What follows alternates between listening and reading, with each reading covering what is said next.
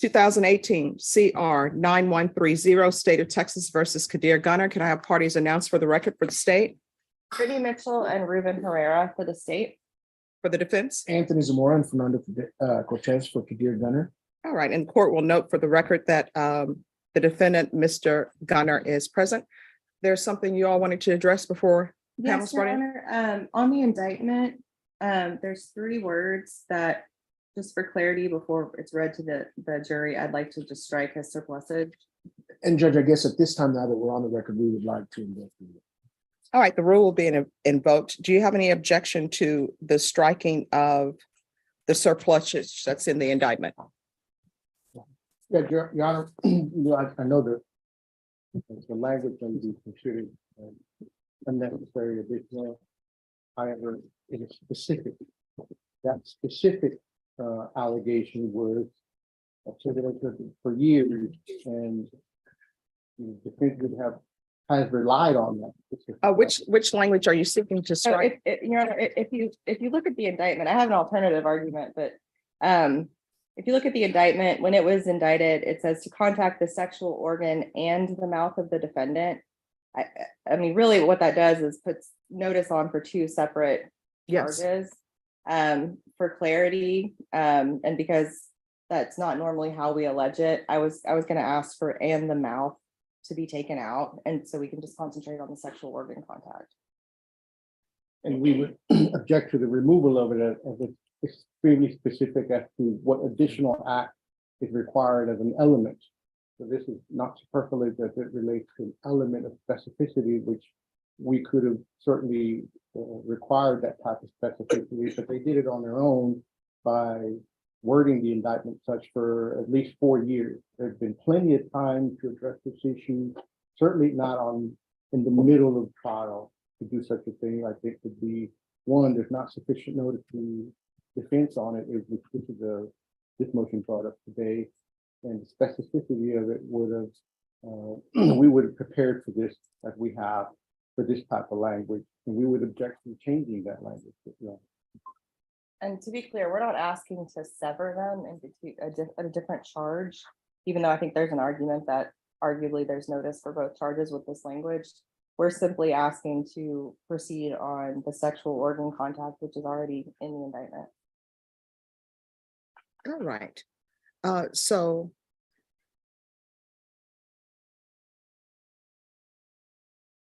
if he wants to keep it in, Your Honor, my argument would be that it's we indict in the conjunctive and prove in the disjunctive, so it's 2 separate charges. We would just have to, in a jury charge, put them as 2 separate. all right. If that the position then is to add an additional count, which that's what it sounds like. If they're going to get an additional charge to the same offense, that's a separate count, and in a separate count, it seems like a backdoor effort to get an additional count, and we would definitely object to another charge. All right. Well, the way the court is reading the indictment that's been presented to the court is, even though this is 1 paragraph, technically, if you're construing it the way the defense wants it construed, it is 2 acts, because Act 1 that's being alleged in the indictment is contact to the sexual organ, and Act 2 would be to the mouth. They just didn't divide it into 2 counts, but it reads as though it's 2 counts. So defense, do you have any objection to the removal of the mouth, or are you asking that remain?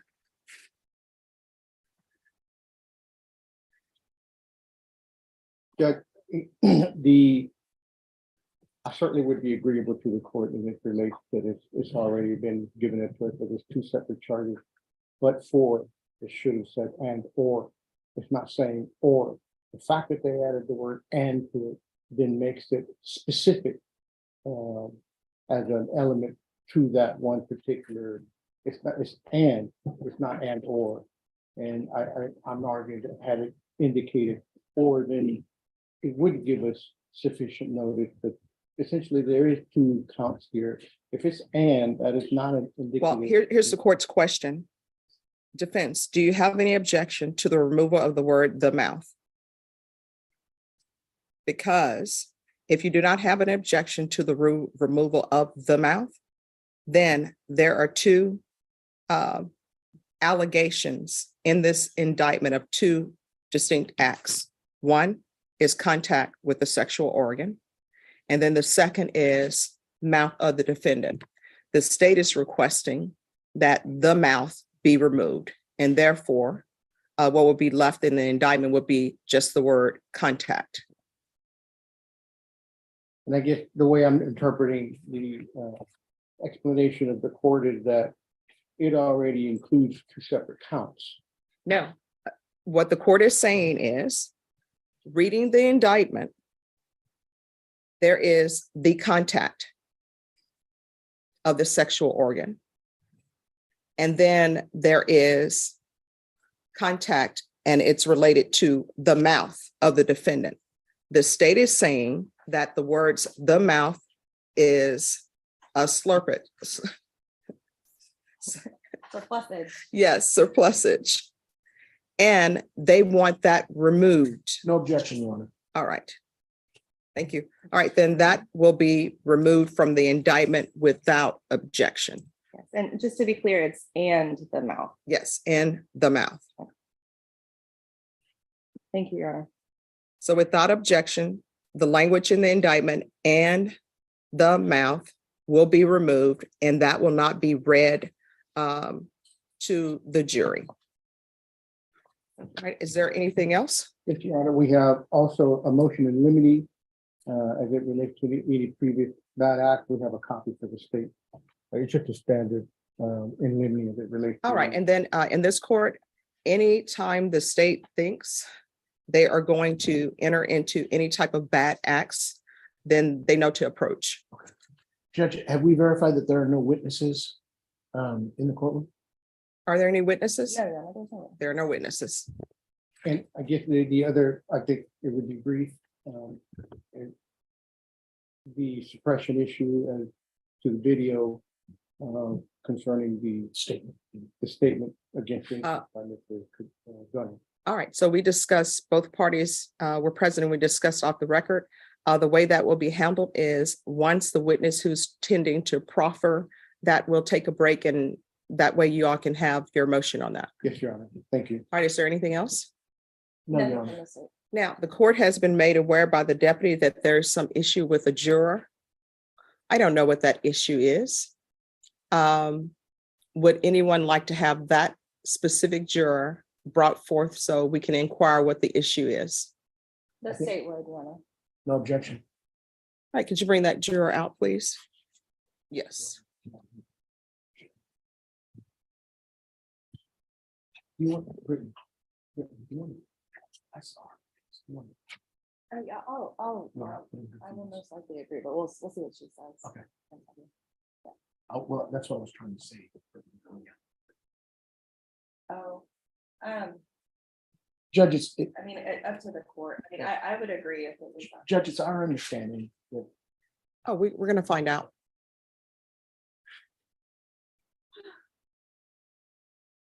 You have an issue? What is your issue? Just going through some traumatic stuff in college. I'm gonna get over top of it. And so that's not what I do. He's And what is your juror number? I think it's What is her juror number? I think she was 47. 47. All right, so is there a reason why when both the state and the defense were asking questions, you did not respond? I rose my thing every time when they were asked, like, do you think you'd be mentally or emotionally capable? I rose it every time. So I didn't know it. Didn't seem to have a chance to say anything. All right, any questions from the defense? No, Your Honor. State, any I don't- questions? I don't have any questions. But All right, We would motion, I guess, by agreement with the state to excuse this jury. Your Honor. all right, thank you. All right, she can be excused, but she's not to go back with the jurors. yes. All right, thank you.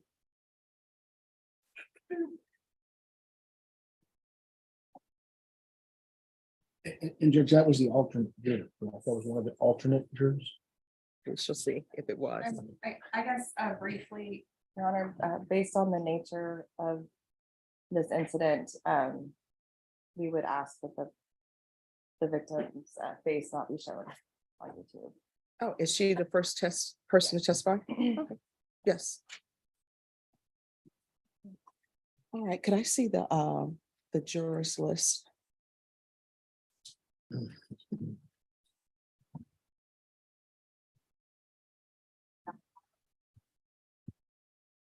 All right, and this one. That one.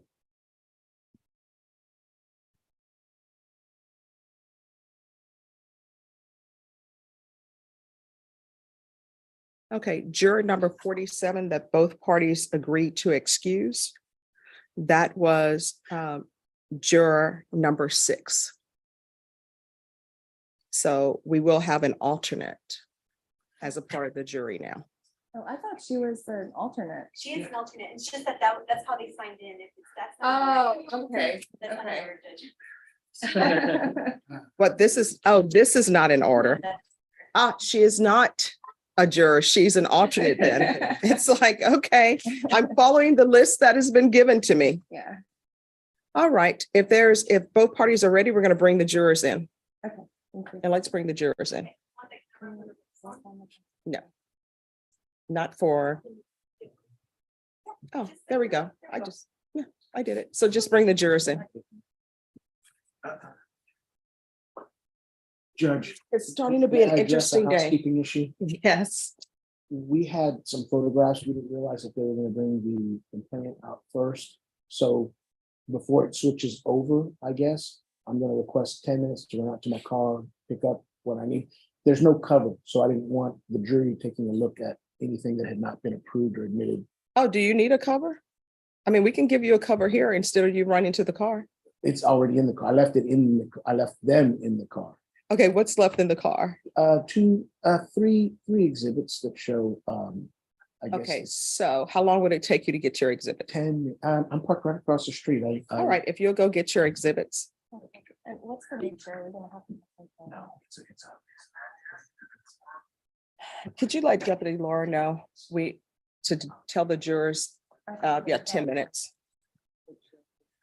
Okay. Like I was wondering. And then, Judge, do you know what time we're gonna start tomorrow? No, let's start now. And then we'll address that.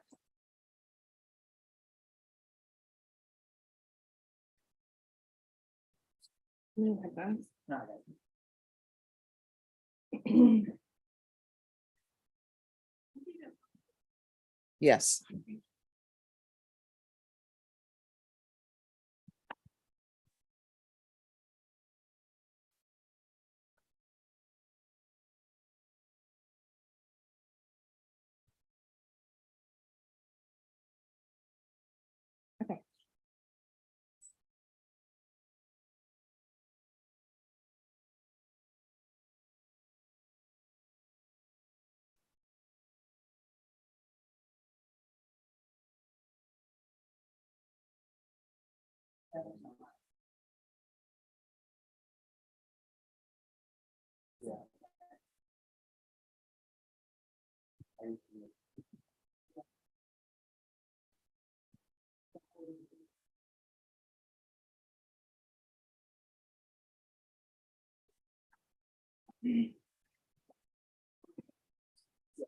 Yeah. I didn't email them though, so they'll be like, what? Yeah, no, it's fine. I did.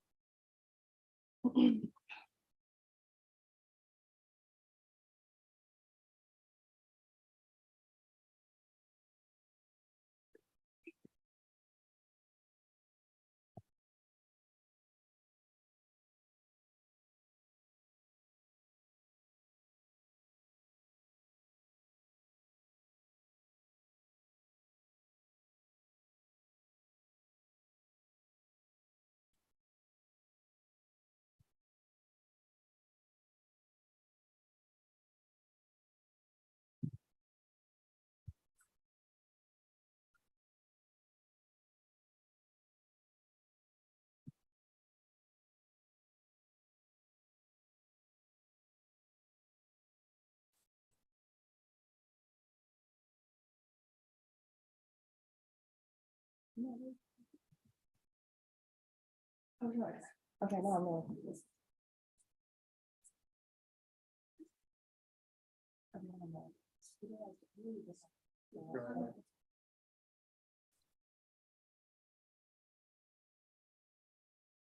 Okay, so we were, okay, I thought. Okay.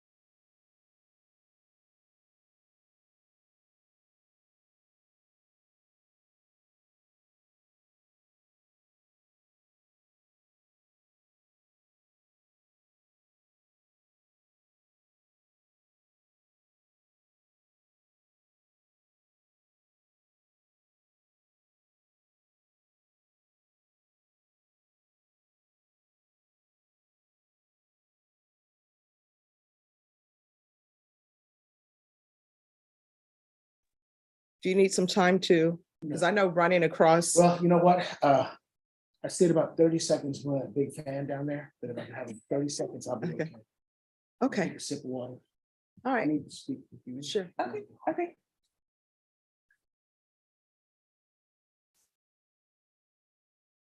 Can't hurt. I know how it is to run someplace, then run back and then immediately step into things. If you linger. Yeah, those were the days.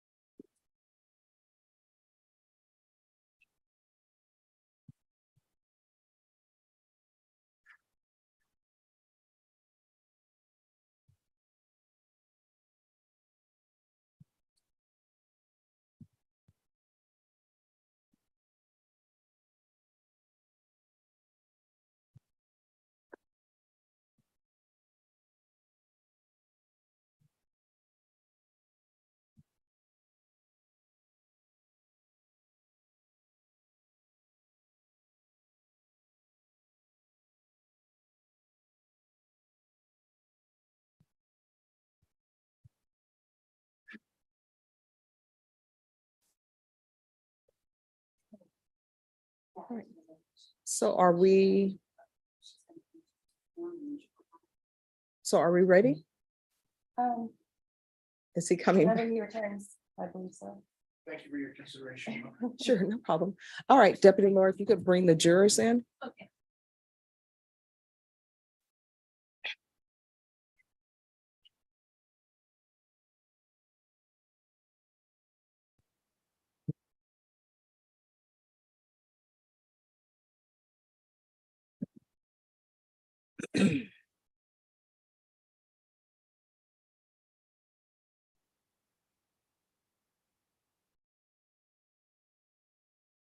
Oh, I think we're still, well, we're starting close to time.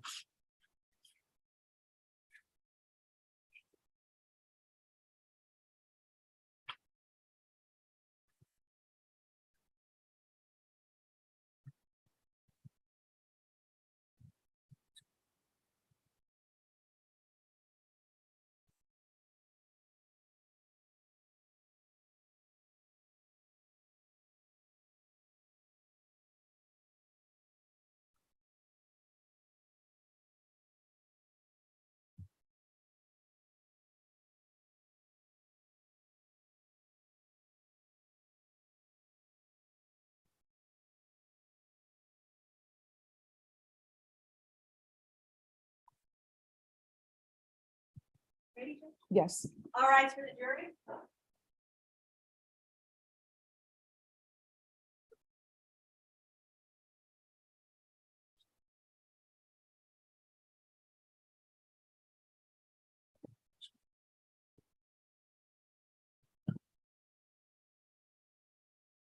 Oh, please be seated.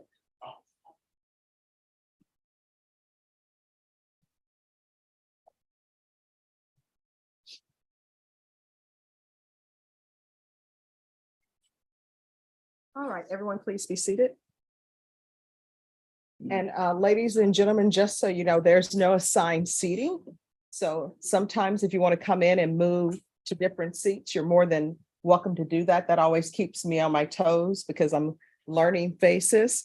I know that you all were given an oath when you were downstairs, but I'm going to give you the oath that's specific for this case that you're here for today. So if you all could raise your right hand for me, please. Do each of you solemnly swear or affirm in the case of the state of Texas versus Kadir Gunner, you will a true verdict render according to the law and the evidence, so help you God? Yes. All right, you can lower your hand. State.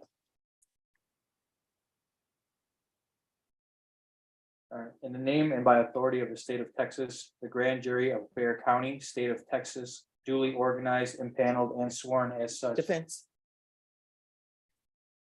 at the July term AD 2018 of the Judicial District Court of said county, in said county, at said term, do present in and to said court, that in the county and state aforesaid and anterior to the presentment of this indictment, that on or about the 27th day of February 2018, Kadir Gunner, hereinafter referred to as defendant, did intentionally and knowingly cause the sexual organ of Jayla Michelle Jennings, hereinafter referred to as complainant, to contact the sexual organ of the defendant, said act having been committed without the consent and of the said complainant, in that the defendant compelled the complainant to submit and participate by the use of physical force and violence against the peace and dignity of the state.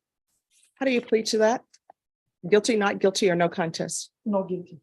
All right, thank you. You may be seated. All right, ladies and gentlemen, before the state begins with their opening statements, I want to let you know that these two doors, sometimes people will walk through here because they're not reading the sign on the door that we're in a jury trial. So please ignore that. And you may have people come through this door, and that's for documents and other things for me to sign, but none of that has anything to do with this case. Does everyone understand? Yes. All right, state, are you prepared with opening statements? Yes, Your Honor. All right, good afternoon. Now you get to learn a little bit about the case. And it goes back 5 years. So 5 years ago, before COVID, before everything that's happened in the last years, right at the dawn of when the Me Too movement. That's how long ago this case goes back, February of 2018. When Jayla Jennings, our victim, was 18 years old. She wanted a job. And she had a friend who worked at a Turkish Mediterranean grill. Her friend's name is Karina. Karina introduced Jayla to the owner of that restaurant, the defendant, Kadir Gunner. Kadir took Jayla's information. He became interested, friended her mother on Facebook. And then the very first day of employment, Jayla is still learning how to run how to be a waitress, how the cook works, everything. And kind of a slow day. So he starts telling other employees to leave. He tells Karina to leave. He eventually tells the cook and the busboy to leave and leaves Jayla there. And he wants to talk to her more, which first day on the job, okay. And they're talking, and he moves from the opposite seat right next to her, starts kissing her. Jayla freezes. He guides her into the back room. Jayla is in shock. You'll hear from her. He takes down her pants, puts his mouth on her vagina. At this point, she says, "No, I want to go home." And you'll hear, defendant doesn't listen. He then forces himself more and inserts his penis into her vagina. He ejaculates. Soon as Jayla has an opportunity, she runs out the back door, which she had just learned was there that day because it was her first day. And she runs to a Burger King, frantic, crying. You'll hear from Isamara. She was the manager that was working, and she comforted Jayla. She called 911. EMS gets there. Officers get there.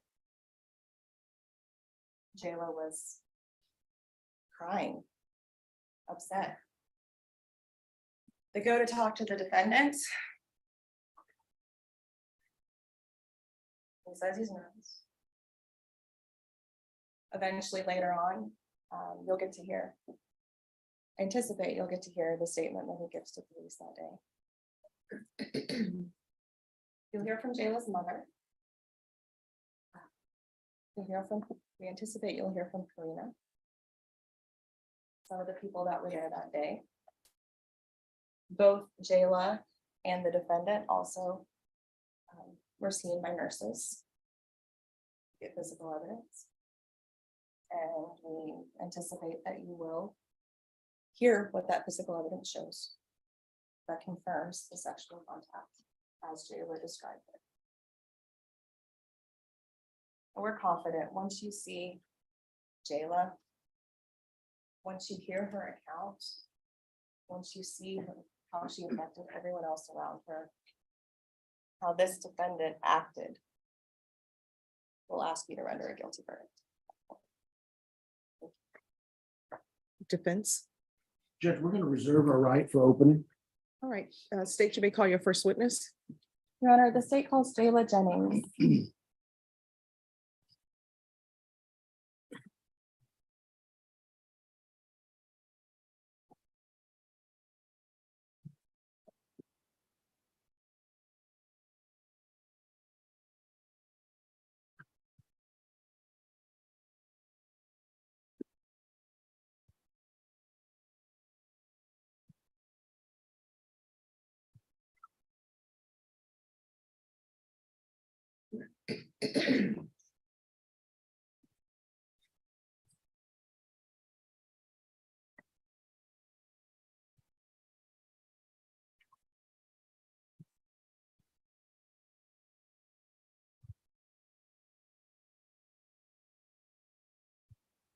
All right, if you could raise your right hand for me, please.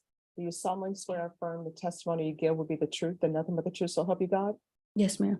All right, thank you. You can lower your hand. If you'll state your name for the record, please. Jayla Jennings, All right, and if you could spell it, please. Jaila. And my last name too. Yes, please. Last name Jennings. All right, state. Okay, good afternoon, Jayla. Hi, Jayla, how old are you? I'm 23, And what month is your birthday? June. Are you presently employed anywhere? Yes, ma'am. I work at a chemical technician lab called Intertech. And how long have you worked there? 2 years now, just about. Back in February of 2018, do you recall if you were employed back then? In February 2018, not, or yes and no. Not for the full month of February. Did you have a friend named Karina? Yes, ma'am. Who was Karina? Karina was somebody I went to high school with, and we had a bit of a falling out after high school, but then we kind of had a rekindle. So she's somebody that I know pretty well. And did Karina have a job? Yes, Karina did have a job. Where did she work? She was working at a Turkish restaurant as a waitress. And you said you were employed for part of February? Yes, ma'am. Where were you employed? I had briefly worked at the Turkish restaurant also. And how did you get that job? Karina, I was explaining to her how I needed to find a job or I was going to get kicked out. And so she was telling me that she was training to be a manager at the Turkish restaurant and she could probably get me an interview to be a waitress. And so I went with her and interviewed with her and worked there for 2 days. Where were you living at the time? In Heritage, by SeaWorld around the northwest side, I believe. In a house with my siblings. Were you living with your mother? Yes, at the time. Okay, so it was your mom and your siblings? Mhm. And how many siblings do you have? I have 4 siblings, or 3, sorry, and counting me, but I have 3 siblings. And where do you fall in the age? The second oldest.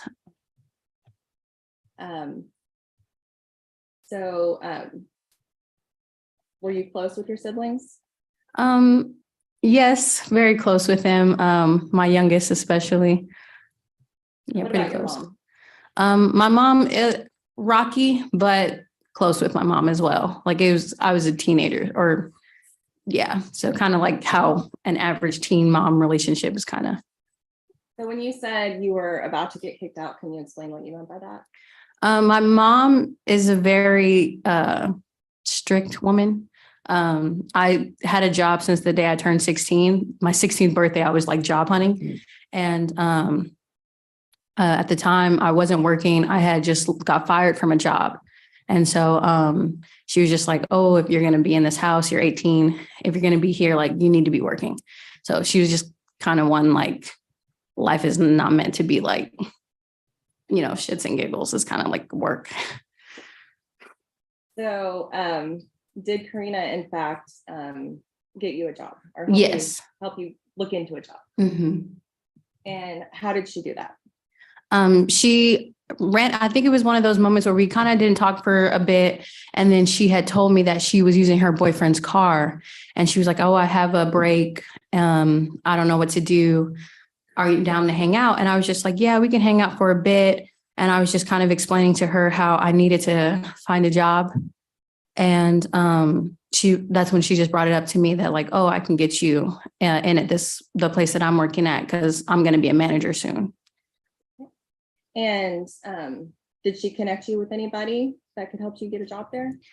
So yes, so then I rode with her that day, or I asked my mom if I could go with her to her job to speak with the manager. And so my mom said yes. And so I left with her that day. She told me just wear, you know, normal clothes and just come with her. And I went, and that's when I met the manager of the store, Kadir, and interviewed that day. Do you know what his last name is? No. Last name? Okay. Well, do you see Kadir in the courtroom? Yes, I do. Can you identify him by an article of clothing? Blue polo shirt and a tie. And as the record reflects that she has identified the defendant. So you went with Karina to meet with Kadir. Yes. And how did that meeting go? As far as the interview went fine.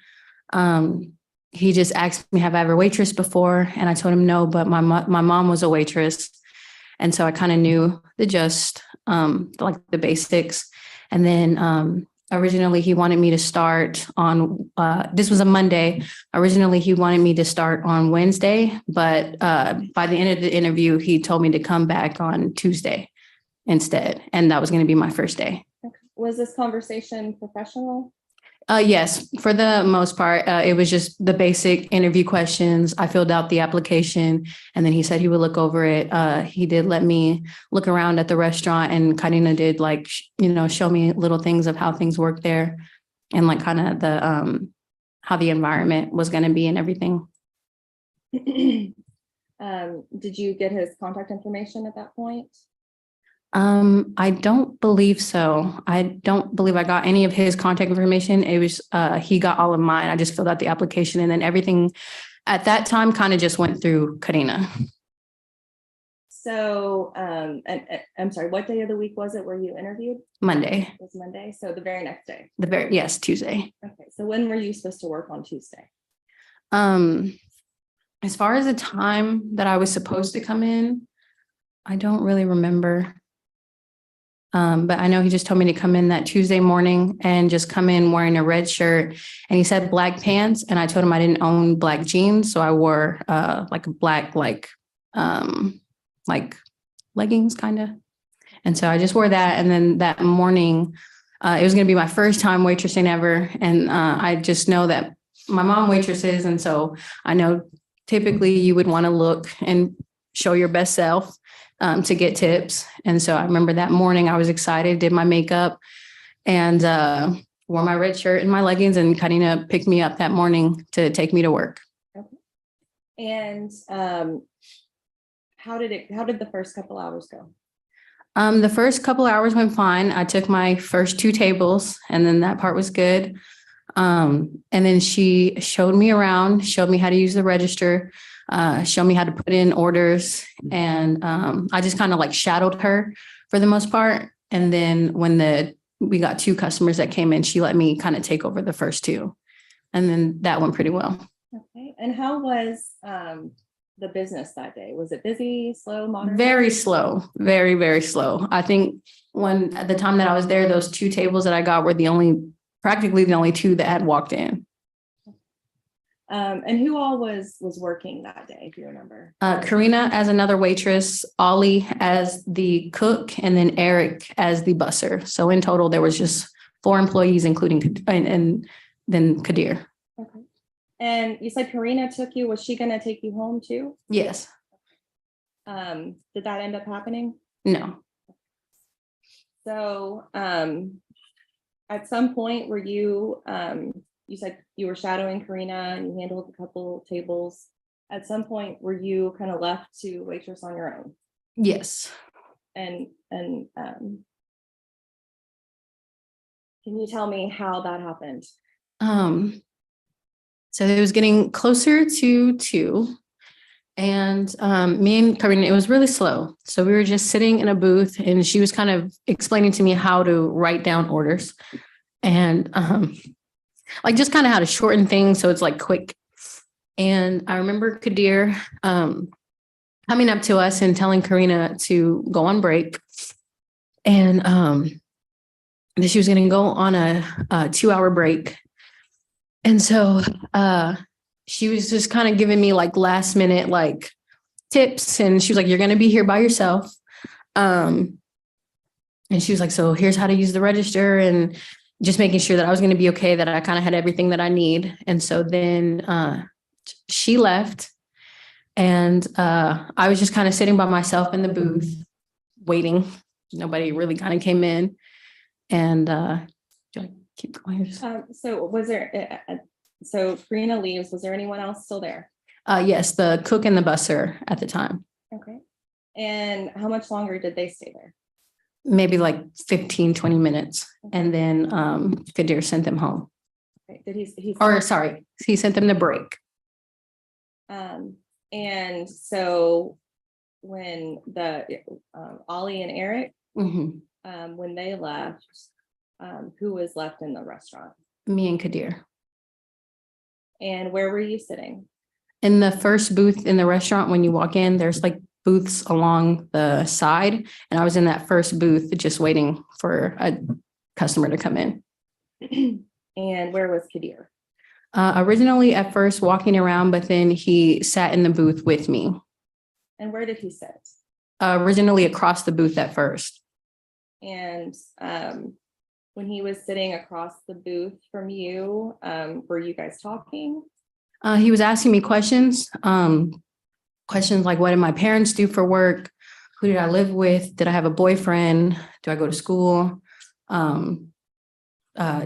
Just all kinds of questions. And then asked me like, was my mom on Facebook? And I was just like, yeah, what my mom looked like. What did I like to do? Just kind of just questions. And was it anything work related? No.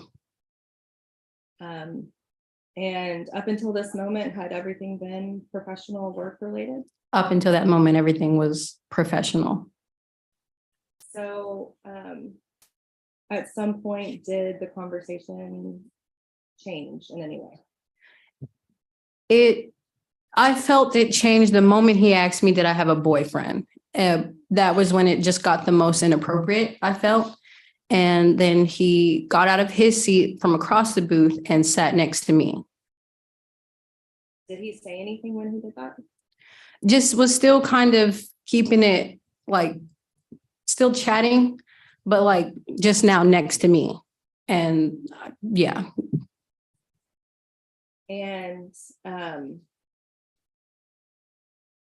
did he, at that point, did he put his arm around you? Did he touch you in any way when he was sitting next to you? Judge, I need to object to leading. All right, that'll be overruled. He put his hand on my back and he was just talking to me. And that's when he also grabbed my face and then proceeded to kiss me.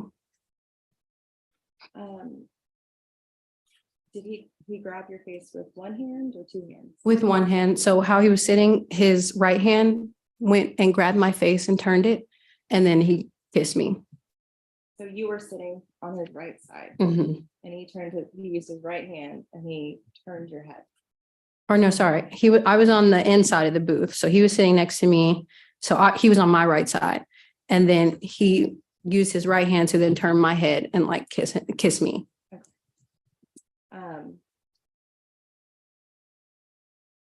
Did he say anything after he did that? He then said we should go to the back, to the storage room. And when he did that, he got up, turned the open light off. And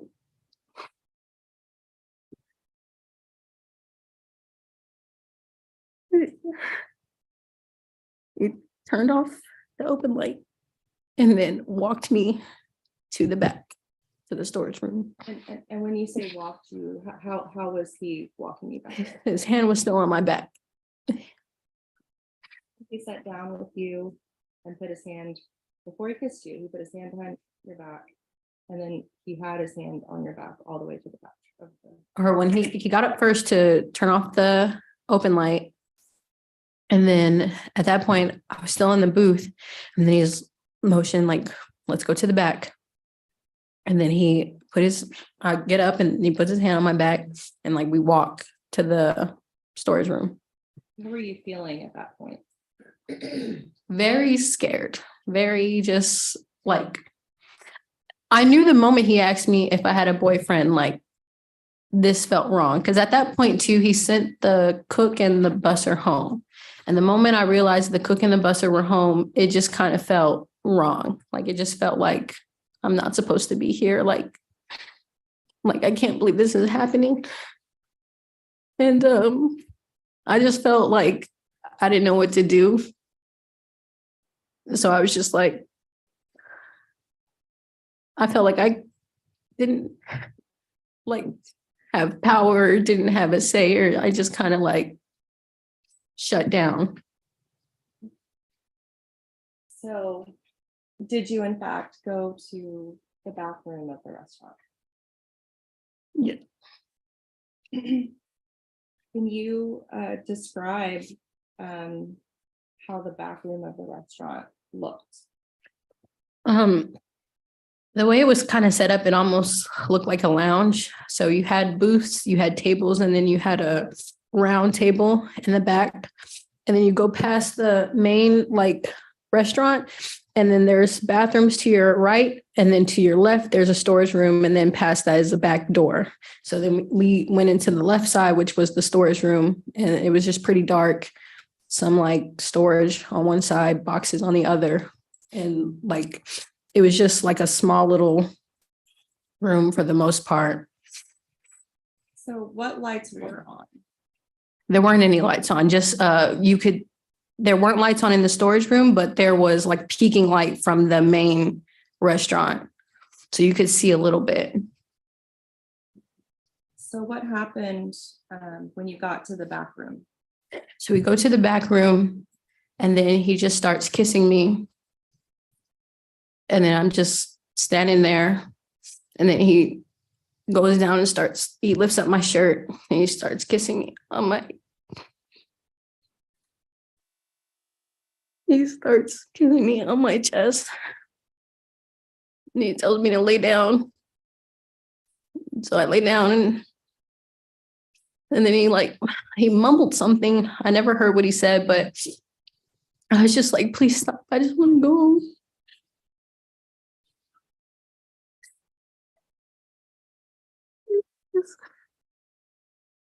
He just pulled down my pants and he just did that. And I'm sorry, I'm gonna have to parse it out a little bit. So when he started kissing you, were you standing up or laying down? I was standing up. And when he lifted your shirt, were you still standing up? Yes, when he lifted my shirt, I was still standing. The moment he told me to lay down is when he started pulling on my pants. And what was there back there that you could lay down on? Nothing, just the floor. So he had you lay down on the floor. And how did your pants come off? He pulled them down, like just to my ankles. He got in between my legs. And then he inserted himself inside me. I'm gonna back up a minute. At what point did you say, please stop, I want to go? Right before he pulled my pants all the way down. He said something to me, but I never got what he said. And that's when I said it in return, like, please stop, I just want to go home.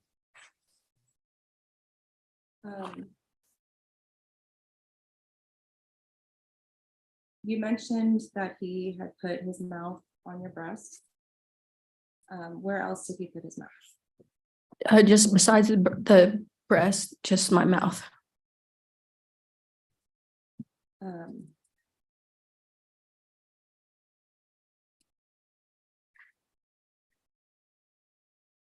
And what were your, do you remember what you were doing with your hands at this time? They were just to my side. They were like I just felt frozen almost. So I remember just standing there, like just letting him like do what he did. Did he pull your pants all the way off? To my ankles. And did he take his pants off? Yes, he took his pants off at this point when I was laying down. And how much light was in that back room? Could you see what he was doing? No, I never looked.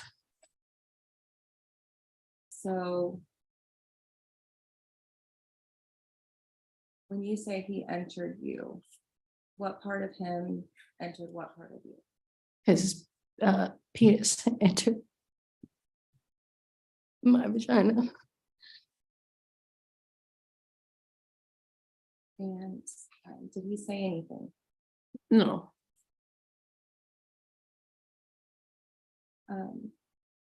How long was his penis in his vagina? I don't remember it being there long. I just remember when he finished, he grabbed a rag out of nowhere and like wiped himself up and then kind of tossed it. And then he just told me to go in the bathroom and clean up. So when you say finished, what do you mean? Like, I guess he just finished, or he like. Did he, let me ask you this, did he, did anything cause him to stop? No. Did he stop on his own? Yeah. And did anything come out of his penis? Yes. So after he grabbed the rag, what happened next?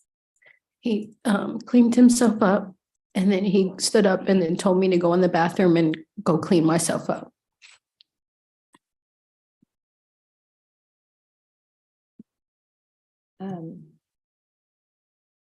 And did you go in the bathroom? I went in the bathroom and I cried, and I just sat on the toilet crying. And then I remember he banged on the door and he told me to hurry up.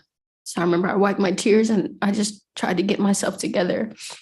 And at that point I had texted Karina and I was like, can you please come back? I said, Kadir, kiss me. I said, can you please come back? Like, hurry up. And so then he was just telling me to hurry up. So I like put water on my face and like wiped my face. And then I went back out. And was Kadir still there? Yes. He was standing just like, he was sitting in the booth actually that kind of curved around the restaurant and then told me to sit next to him. Did you sit next to him? Yes. And why did you sit next to him? Because I wanted to seem like nothing was wrong or like I wasn't crying in the bathroom. And so what happened after that? He was telling me that originally that day, he told me that I was going to get off at 4. But when I sat down, he told me he wanted me to get off at 7. And he was saying that when everybody got back from break, he was going to tell me to go to HEB to get some supplies. And from HEB, he said he wanted to pick me up and take me to a hotel room and that we could finish there. And he also just made comments about me getting his name tattooed on me and saying that he wanted me to have his children.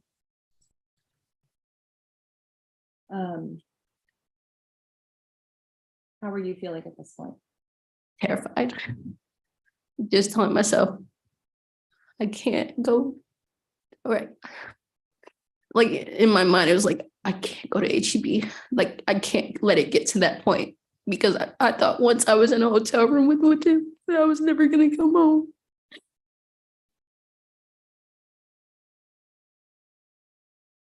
So, what did you do after that? I told him I needed to go get my charger. That because he wanted me to text my mom and tell her that I get off at 7. So I said, well, I need to go get my charger.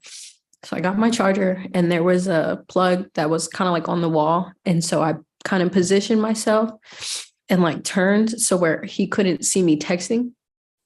And so I was just still texting Karina. And then at some point I did tell him I had to go back to the bathroom. And when I went back to the bathroom, that's when I called my mom. And I told my mom, like, my manager did something to me that he shouldn't have. And I was like, you need to come and get me.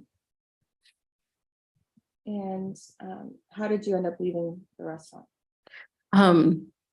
Some man had walked in. I'm not sure who he was officially, but he introduced himself to me and he asked me, what time do I get off? And I said, I get off at 4:00. And Kadir was like, no, she gets off at 7. And I looked at him and I said, no, I get off at 4. And I'm not sure if he figured there was some, weirdness or anything, but he ended up walking Kadir out the restaurant. So the moment he took Kadir out the restaurant, I grabbed my bag and I ran out the back door. And I ran out the back door and I ran across the grass to a Burger King. And I fell into the arms of this Burger King lady. And I just said, please, please. I was like, I need to go in the bathroom. I need to hide. I was like, I don't want him to know that I'm in here. I was like, just let me go in the bathroom. But she didn't want me to go to the bathroom because she didn't want me to clean anything up. So she just blocked off a hallway and let me stay in the hallway until the police had arrived. And did you stayed at the Burger King until police arrived? Yes. At some point, did your mother arrive? Yes. So did you speak with police that day? No, I spoke with, I think they were in the ambulance because I didn't leave with the police. I left in the back of an ambulance truck.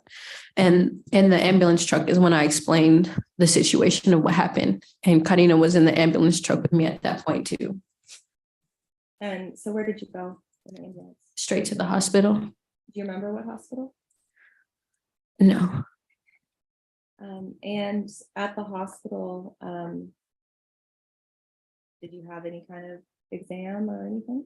They did the rape kit exam. And I just remember they couldn't do the full extent because I didn't feel comfortable. I just kept crying. And so they just cotton swabbed everything. And did you ever hear from Kadir again? Yes, he messaged me on Messenger closer towards the end of the day. And I told my mom, and I believe she sent that to the cops as well. And then they told me to just block him. And so that's what I did. But he was also texting my phone and calling me a lot while I was at the Burger King.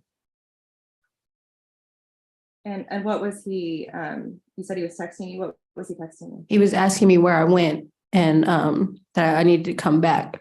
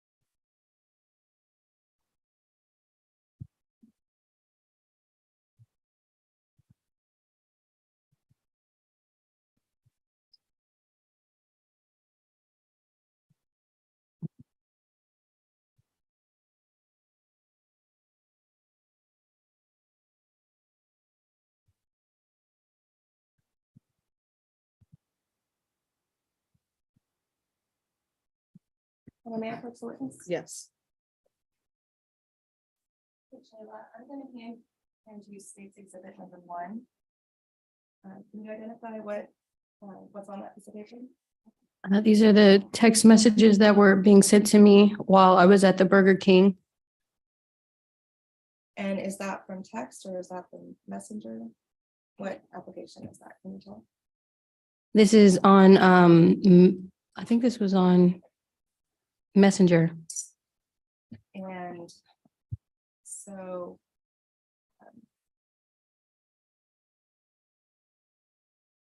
the light gray bubbles, who is that? Kadir, And the dark. me. So at 3:22 p.m. on Tuesday, where were you? I believe at this point, I was just in the, it was a mix of the Burger King and then the ambulance had came around the same time. And so, I texted, "Where are you?" Because the, police were looking for him, I believe. And so, I don't know if it was Cardina or the police that told me to text, "Where are you?" So they could kind of know to get him. Your Honor, I would offer state's exhibit number 1. Any objection? No objections, Chairman. State's exhibit number 1 is admitted without objection. Yes. Okay. And then I'm going to show you state's exhibits number 2 and 3. What's on this on state's exhibit number 2? What's that piece of paper showing? This one. Yes. This is him texting me. And is this these raindrops? Is that the background that was on your Mhm. phone? And the phone number 210-514-8733, is that the phone number for Kadir? Yes. State's exhibit number 3, what's on this piece of paper? Him showing that he's calling me and then the text message that I received and him calling me prior. Your Honor, I'll offer state's exhibits number 2 and 3. No objections. State's exhibits number 2 and 3 are admitted without objection. Yes.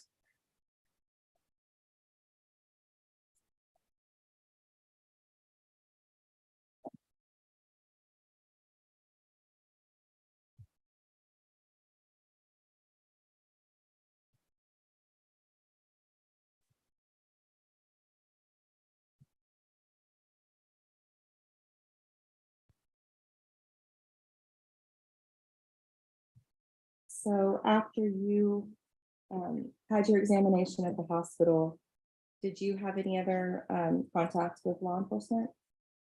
I spoke with someone after to just talk of the whole situation. I believe they came after I did the rape kit and I told them of what happened. And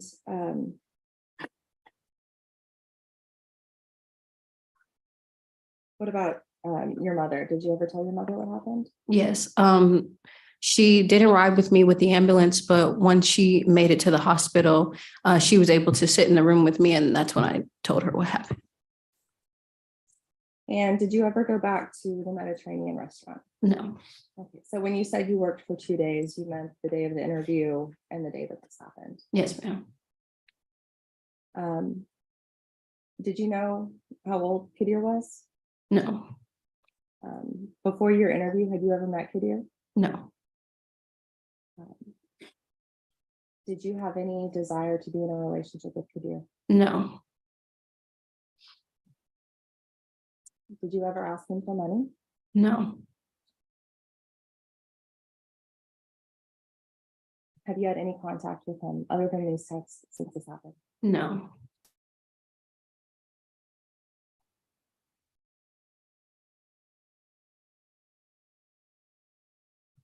Were you able to find a job again quickly after this? Not quickly. Why is that? I didn't want to work anywhere else where I didn't have family. So the next job I got, I had to work with like my mom.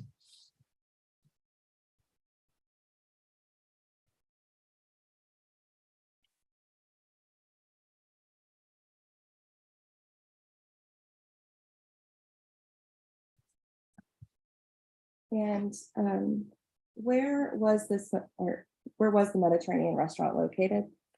I honestly don't remember. I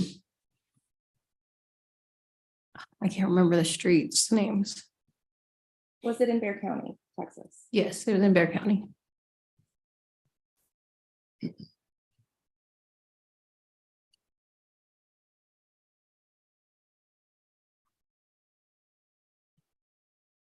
Did you want to have sex with Kadir Gunner? No,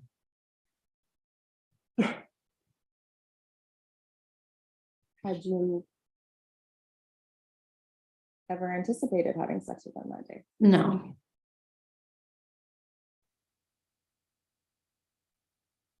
How long from the time that he started kissing you at the booth till he finished while you were laying on the carpet in the back? Can you estimate how long of a period of time that was? I think roughly like 30 to 45 minutes. Everything kind of just transpired. And did you make it clear that you wanted to leave?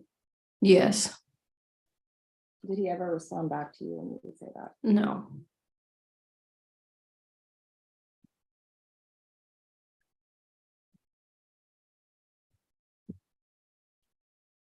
I'll pass the witness. Mr. Jennings, my name is Mr. Zamora. I'm going to have an opportunity to ask you a series of questions. If there's something that you don't understand, just ask me to repeat, and I'll be more than happy to do so.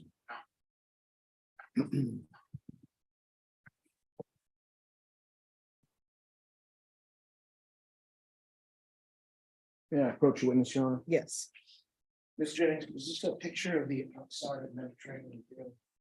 And the way it appeared that day, so we can assist the jury with a visual? Yes, Please mark this.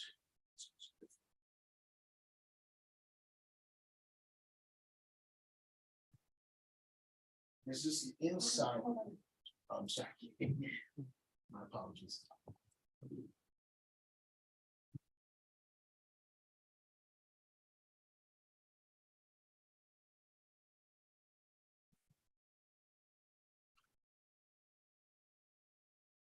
And is this a picture of the inside of the restaurant from the front door as it appeared that day? yes, Does that accurately depict the description you gave earlier? yes. It's the booths. There's like a curbing booth back here and tables all throughout the restaurant. Yes. Thank you.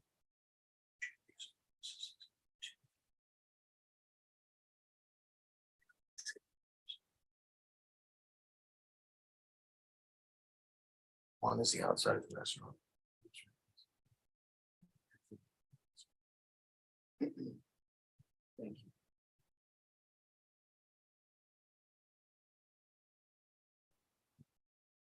Yeah, no objection. oh, are these being offered? They will be, Your Honor. Okay, all right, thank you. You try to do them all at one time? No, I just heard her say no objection, so I thought somebody had offered something. Just like that, a couple more, I was Oh, gonna no. offer them all. No, that's fine. Okay. Is this a closer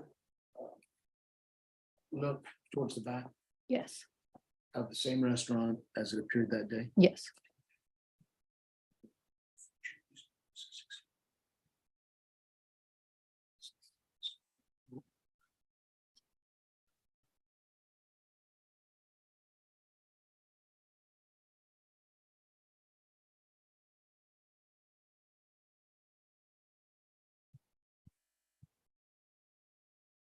Judge, at this time, I'd like to offer all three of these into evidence to assist the jury in the visual. It's the. Okay. Okay, so these are both inside. I'm sorry. restaurant? Yes. No objection. All right, and what exhibits are the numbers, please? 1, 2, and 3. All right, defense exhibits 1, 2, and 3 are admitted without objection. And Judge, may I publish this? to the jury? Yes.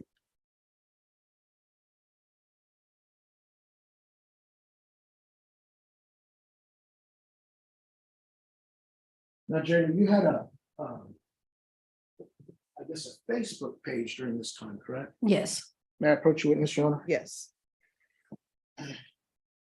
Was this you during this time frame? yes. And was this also on your page as well? Yes. Facebook page? Mhm. That is yours? Mhm.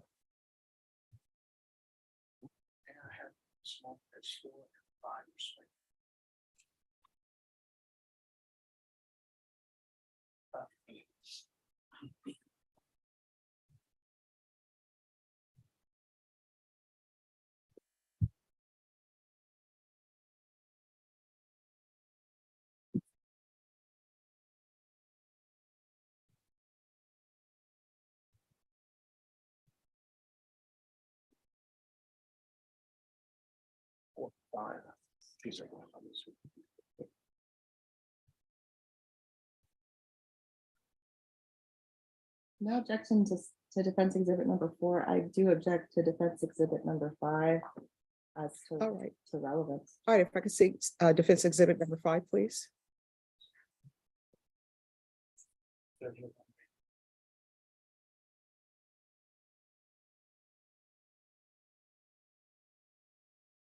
All right, ladies and gentlemen, I'm going to give you just a short little break.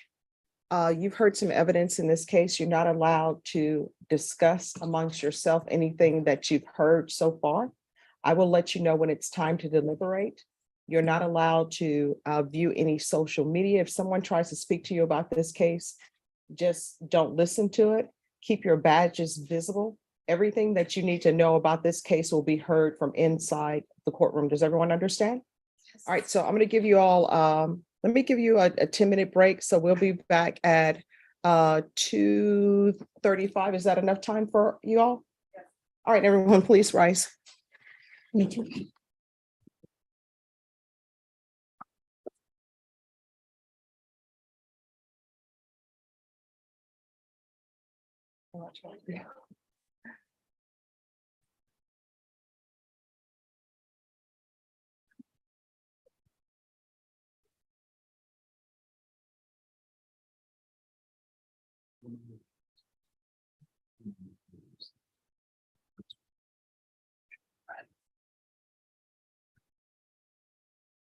All right, everyone, please be seated. Usually we have white noise, so we don't have to have the jury go out, but this courtroom is a little different. So with regards to defense exhibit number 5, the state's objection is to relevance. Defense, what is the relevance? Judge, Ms. Jennings stated earlier that she had no income and was looking for a job. She's already identified this as a Facebook post during the same time frame as this incident. It shows that she's making income some way. I think it's relevant for impeachment purposes. All right, the objection will be sustained. Is there anything else? If not, what we're going to do is we're going to take our short break. And we will be back.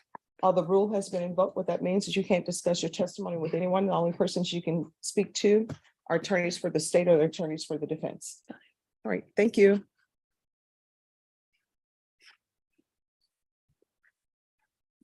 Rank it up. Oh, yes. Oh, sorry. Sure. Just follow my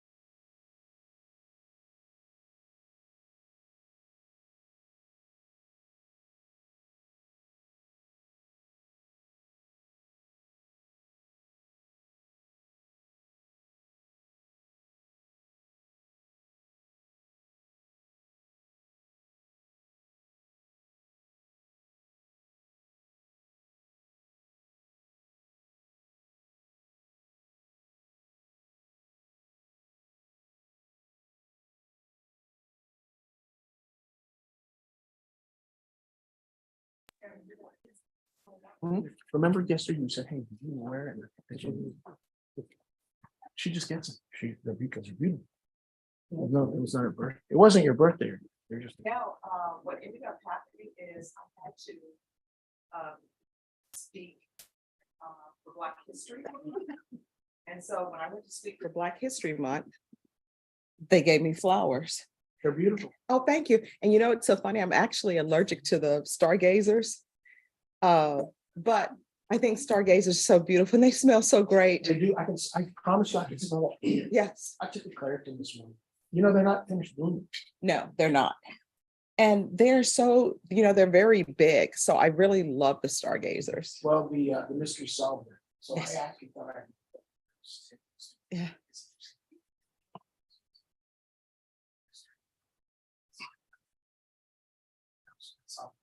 Yeah, that's, yeah, as long as you know, right?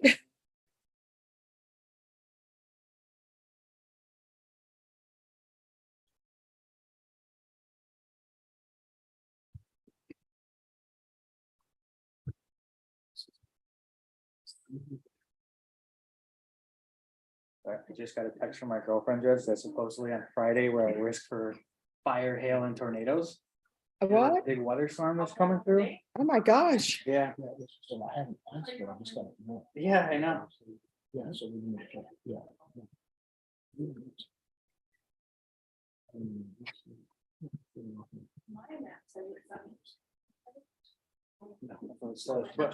She did text me the day before that we had that 2-day shutdown. She texted me while we were in court, said, oh, so we're supposed to get, a big cold storm the next 2 days. I was like, no, we're not." Yeah, and then look what happened. Yeah.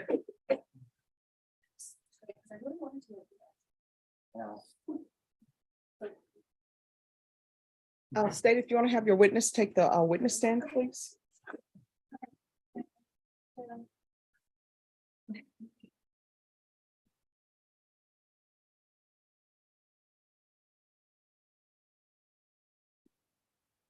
Are they ready? All right, we are ready to bring them back in. Oh, All right, for the jury.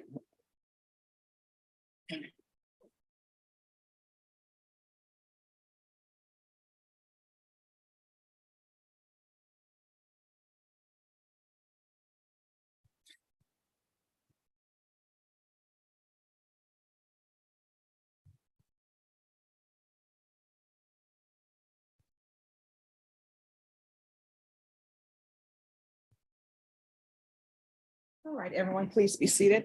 And defense, if you would please re-offer your exhibit so it can be clear on the record.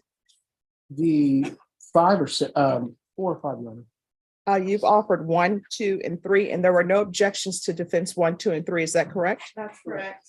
And then with regards to defense offered defense exhibit number 4 and number 5. Any objections to number 4? No objections to number 4. All right, and then with regards to defenses number 5, the objection to number 5 will be sustained. And Judge, I don't, at this time, I don't need to introduce it. I'll withdraw the introduction of both 4 and 5. All right, then 4 and 5 is withdrawn. All right, you may proceed. Mr. Jennings, I want to take you back to that, I guess 5 years ago. Would you say your memory was better then regarding this event or no? 5 years ago, yes.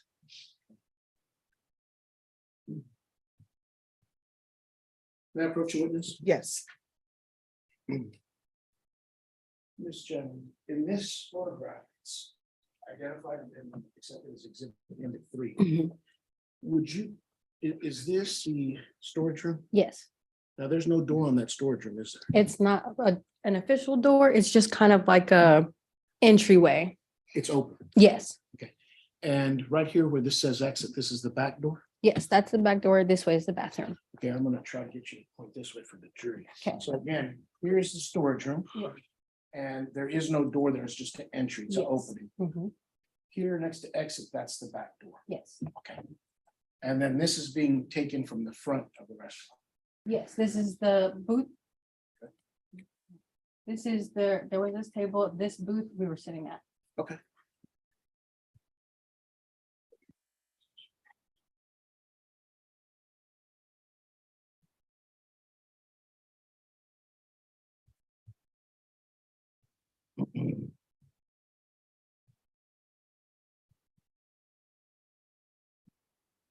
So with your prior testimony here, when you were speaking of,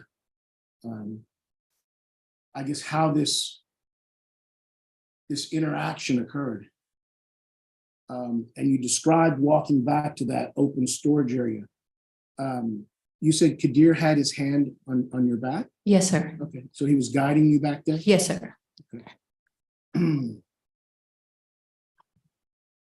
And he certainly didn't threaten you, or you would have made a statement. No, sir. And he certainly didn't use any physical force to get you back there, did he? No, sir. Ms. Jennings, you also stated that during this time you didn't have any income. Did you post anything on your Facebook showing large amounts of money during this time frame? Yes. Oh, sorry. That's okay. How did you make that money? It was my mom's money. She was pulling out rent, and I asked if I could take a picture and flex on social media. Do you remember during this interaction, did you mischaracterize your statement by saying people went home, or did they just go on break? They were sent on break. Yes, sorry. It's okay. Just wanted to clear that up for the jury.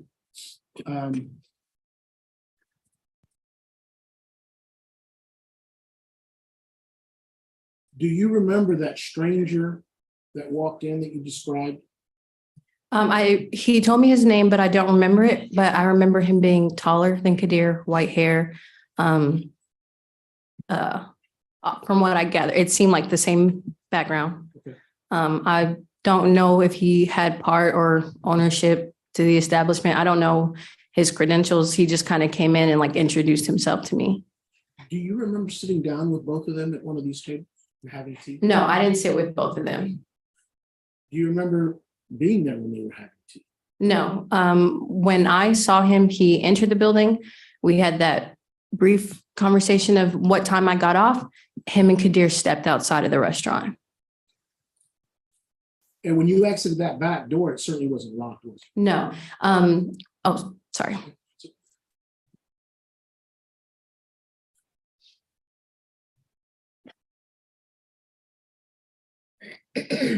Now, during this conversation, it seems that this is an open place of business, correct? During During the the, time frame. when we were sitting in the booth, yes, it was open. Did you get up during any time and lock the front door? No, Did anyone lock the front door? he locked the front door. Who's he? Kadir, sorry. You're sure it wasn't you? No, I don't remember locking the front door. Do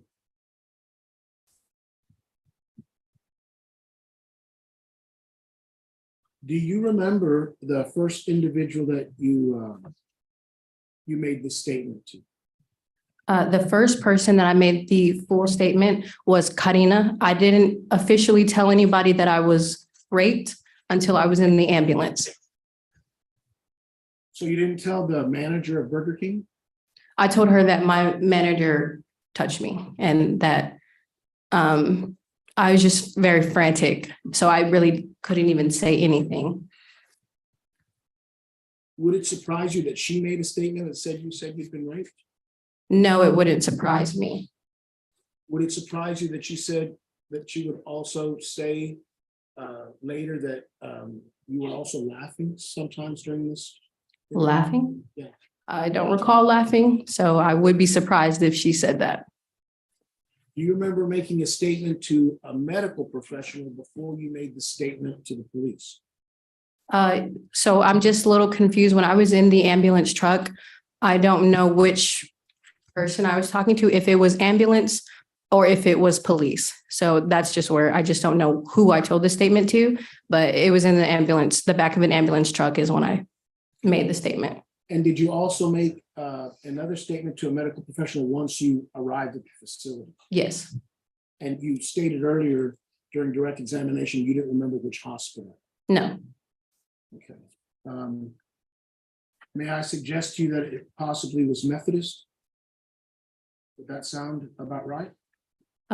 You can suggest it, but I really don't remember.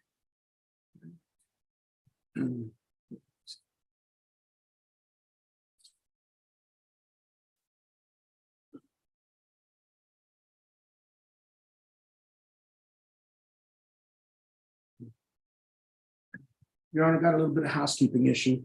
The copy that I have of the statement that was made during her examination, co-counsel wrote all over it. May I request a copy from the state? All right, State, do you have an extra copy that you could print for defense counsel? Okay, I have copies. All right, thank you. Now, did you say you remember, or you don't remember making the statement to the individual at the facility, at the location? I'm sorry, what location? The hospital, basically the examining. You remember going there? I remember going to the hospital, and from the hospital, that's where I had two nurses, and I told them of what happened, and they were the nurses that also took care of the rape kit.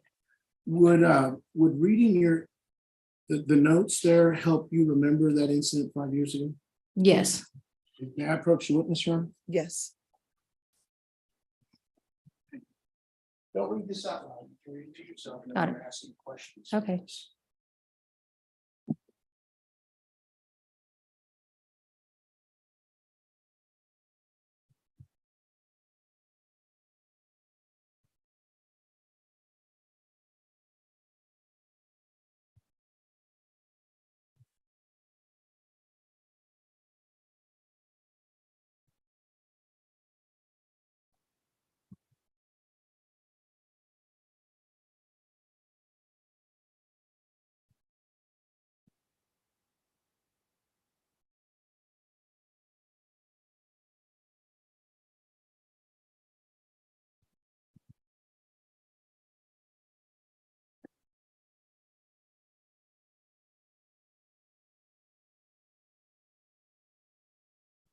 Ms. Jones, I'm gonna mark this as exhibit 16.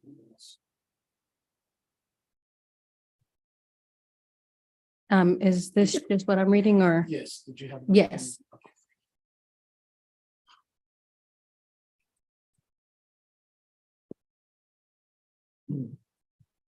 Now, during that, did it help you recall that particular evening, particular moment? Yes.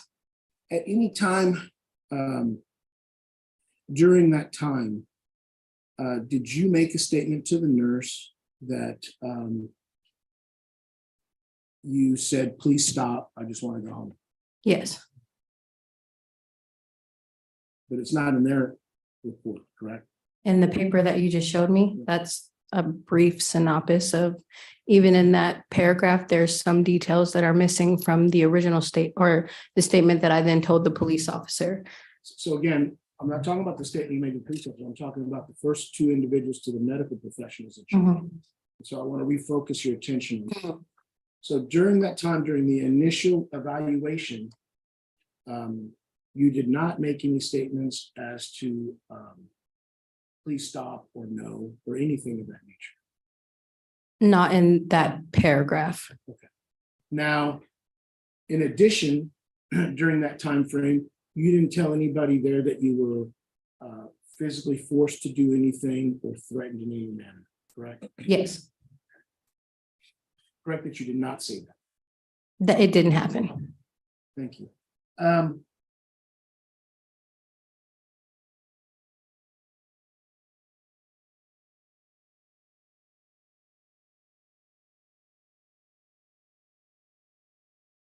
Did you find Mr. Gunner to have an understanding of the English language? Not a good, like, he spoke some English, yes. He has a general understanding. Yes, You would agree he understands the word no? I would hope so, yes.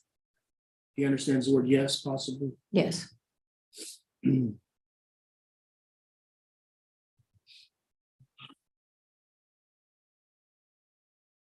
After this interaction, do you have any idea why he would invite you to a hotel room? Is that what you stated earlier? Yes, he did, and I don't have any idea why he would invite me. I don't know why he did what he did in general.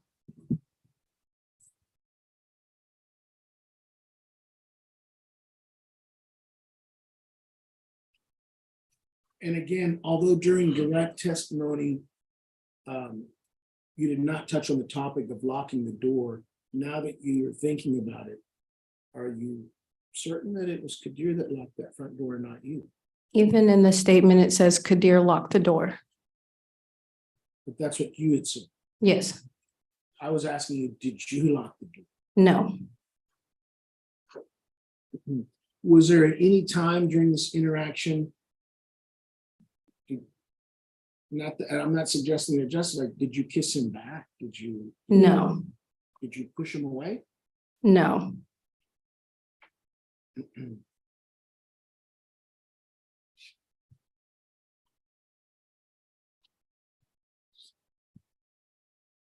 Let me ask you also, did you or your mom ever file any type of claims against Kadir, either for, let's say, Texas Employment Commission? Yes, Okay. Did you try to retain the services of an attorney to see if they would take a case to sue him? my mother did, yes. Did you ever receive any type of compensation from the Victims' Crime Compensation Act through the state of Texas? For my clothing that was damaged, I received that, but other than that, nothing else. Okay, and so when your clothing was damaged, was that when they cut it with scissors to remove it for evidence at the medical location? Yes, So certainly that clothing was not damaged prior to that. no.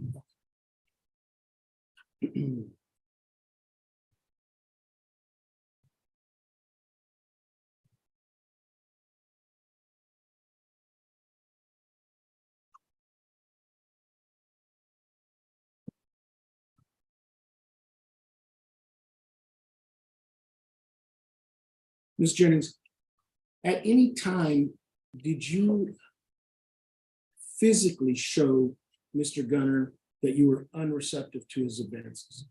Like physical, I mean pushing? No, just with my words. Okay. And what were those words? Please stop. I just want to go home. And if you had made a statement 5 years ago that didn't include that, that said something to the effect of, I said no, which would be more accurate? In the statement, it says that he raped me. So implying that there was I didn't want what happened to me. Okay.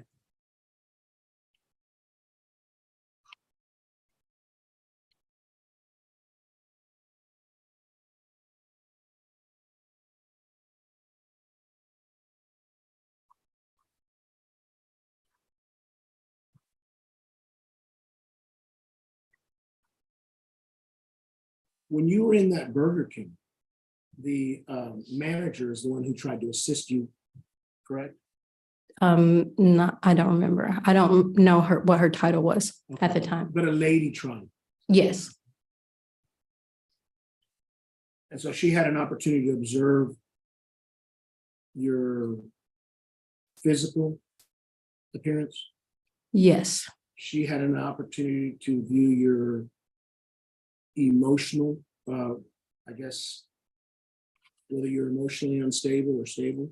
very emotionally unstable. She saw that, yes. Now, again, during that time that you were being emotionally unstable, was there any time that there was laughter coming from No. during that entire time? During the entire time of me at the Burger King, there was no moment of me laughing. And there was no time that you sat at the table with both these gentlemen texting? With both gentlemen, no. Was there a time where they were sitting together and you were sitting at another table texting? No. So your statement is that when the second gentleman walked in, Yes. was the door locked or unlocked? When he walked in, at that point, the cook was, so when I was in the restroom, like crying, he then unlocked the door because the cook was back at this time. And by the time I walked out, I don't remember if the guy was there already or if he came already when I was like out of the bathroom. And you had said you wiped your tears away. So if you walked out of the bathroom and you'd wiped your tears away that you were crying in the bathroom. Yes. Would somebody still been able to tell that you were crying or No, I didn't want it to appear that something was wrong because I didn't know what my possibilities were. This was my second time being in this restaurant. I had no idea what was anywhere. So I just wanted to seem normal so I could get home.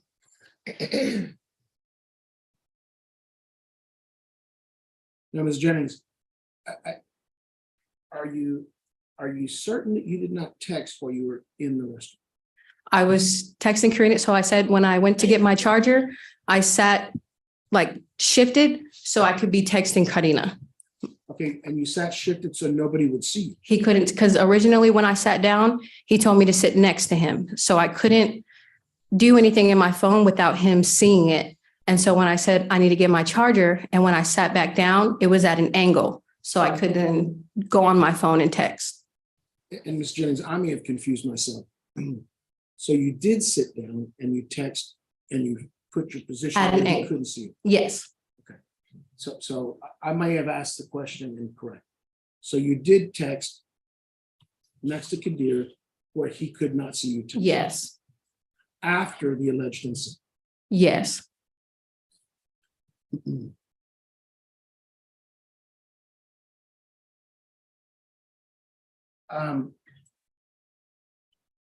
When you said basically you put on the strong face so that no one would know that you were upset. Did you do that also with Kadir, not just with the other gentleman or the cook? I did it. So the moment I left the bathroom, my mindset was, I don't know where I'm at. I'm surrounded by foreigners, unfortunately. They were all of the same background. I don't know what goes on in the restaurant or how many women he's done this to. And when I heard hotel, I assumed it to trafficking. So I just wanted to look like nothing was wrong. So I could then get to each, like the next step. I just wanted to get through each moment.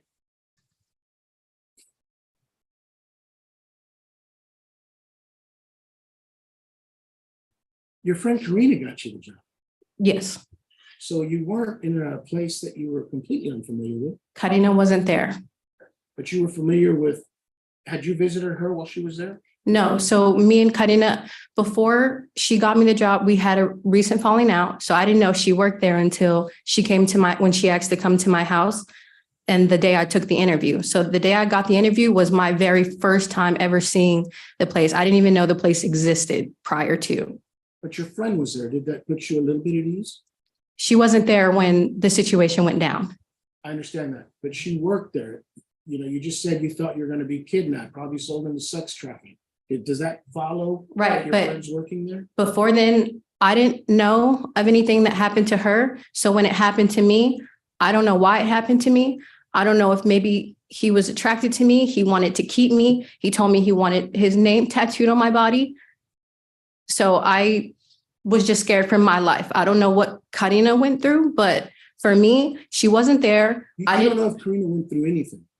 I don't know at the That's time. what phrased that. You don't know Yes. if she went through anything. Okay, and yes. And assuming just for a moment that she did, why on earth would she have you go? Objection, speculation. Sustained.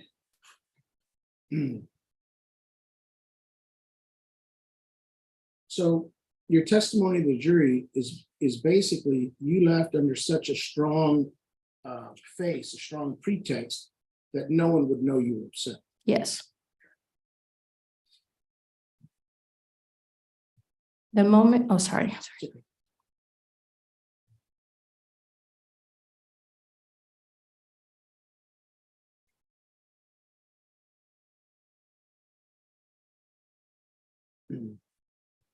Ms. Jennings, is it fair to say you got scared when he invited you to the hotel? Yes. I'll pass the witness. No questions at this time. Okay. State. Um,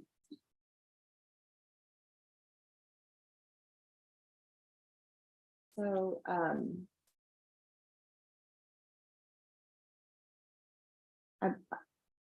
on cross,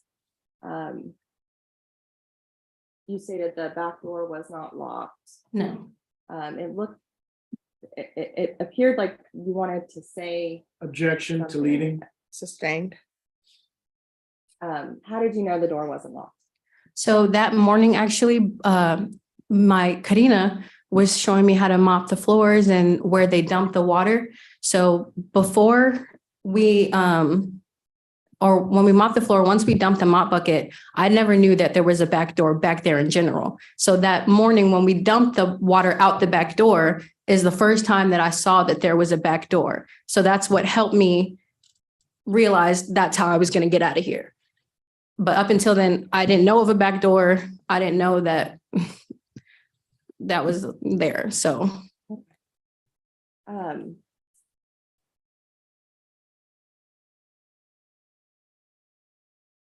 Did you or your mother ever actually file a suit against the defendant? no. Your Honor, may I approach the witness? Yes.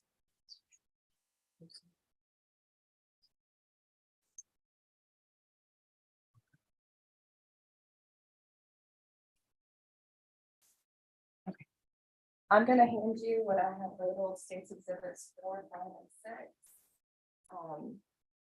Generally, what are these photos of? This is of the booth that we, sorry, this is the booth that we sat in. States exhibit number 4, Yes. okay. States exhibit number 5.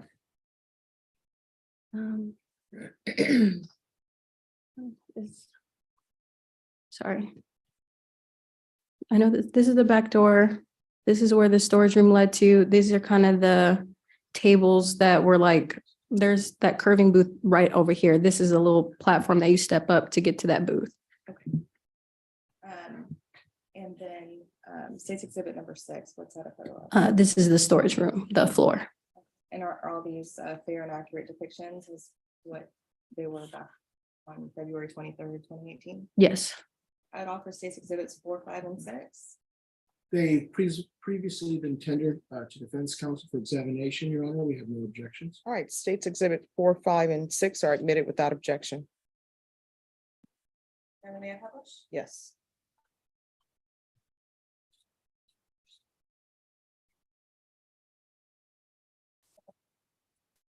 Yeah.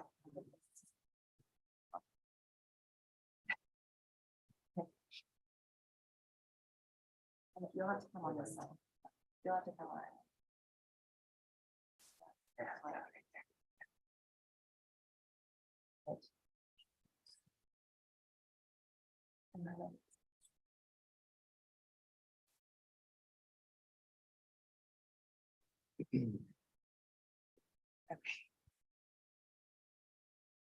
All right, I'm gonna show states exhibit number 4 upside down. Not do this right. There we go. Okay, so states exhibit number 4, you said this is the booth you were sitting at? Yes. Okay, now, I don't know if we've covered this, but it's actually a smart tablet in front of you. You should be able to draw on it. You Okay. should be able to I can see. just touch it. You can touch it. Can you just kind of put an X on the side of the booth where you were sitting? Oh, Is it not working? Okay. Well, well, can I just like, oh, okay, well, it's zoomed in. Okay, is this the side of the booth you were sitting on? yes. So who's, do you know whose belongings those were on the other side? I believe the book was mine, but everything else was his. He brought the tea and all that. And then states exhibit number 5. I'm sorry, I didn't hear the last thing. He brought the what? The tea, like all this other stuff, like this cup that with the spoon in it, Uh-huh. and then that bottle. And then this paperwork, the book, the little book right there was my book that I used when I was waitressing. Thank you. And at what point did he bring that out? When I was just, because I was sitting going over my notes and then he kind of just had this stuff in his hand and when he sat across from me. So this before he even touched you? Yes, so this was before he even, Okay, state's exhibit number 5. Judge, I'm going to object to leading on that last question. All right, that'll be overruled. State's exhibit number 5. Let's see, so what is this door right here? that's the back door. And over here, oh, my nails look horrible. Or like in that corner where it gets dark in that shady area or where? Okay, so this area right here, That's where it leads to the storage room. and then what's over here, like on the other side? The bath, well, so the booth is in front of the bathroom. So there's a curving booth, but behind it leads to the bathroom. Oh, okay, okay. And then, so this door here, is that the door you exited from? Yes. And then state's exhibit number 6. What part of the storage room is that? The floor, or it's like, there wasn't much room in it. So that's kind of like right when you walk in, it's just this open space. Okay. And was there other areas in the back with open floor? Not that I remember. So when you said that he laid you on the floor, is this the floor that he laid you on? Yes, that's the floor. Is that what materials are on there? Can you tell? If you remember. Like what is the floor material? Yeah.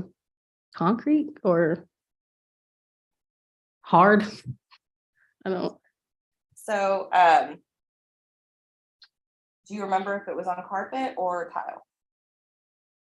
This was like, are you asking, is this a carpet or? The part where you were laying down. Were you laying down on carpet or the tile? I don't remember. I don't remember there being a carpet there, but I don't remember. Okay.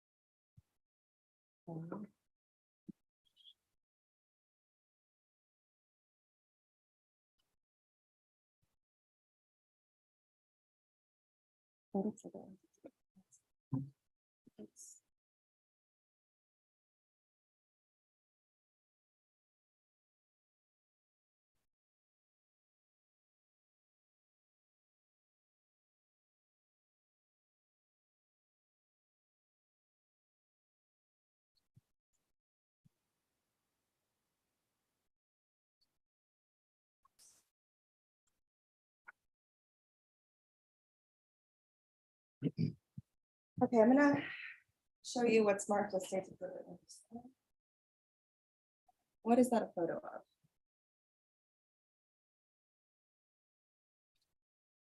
of? Keys and the towel? And which towel? What do you mean, which towel? Do you remember which towel?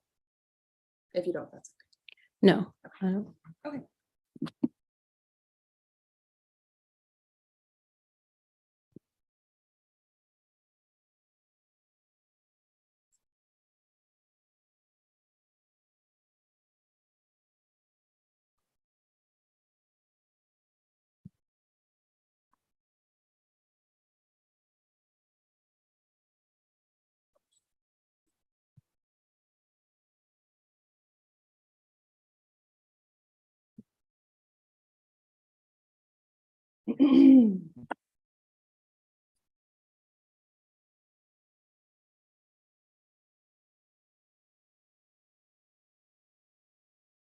I'll pass it, Michelle. Defense. Ms. Jennings, the state asked you if you ultimately pursued filing suit against Mr. Gunner, you or your mom. You stated no. Was that because none of the law firms would take the case? Objection hearsay. That'll be overruled. Please answer. Okay. So my mom reached out and looked into lawyers for a civil lawsuit, and I believe we did have one, but it was the case kind of took too long. He wanted to wait till this trial was over and then proceed with that. But it went on like for a long time. I appreciate that.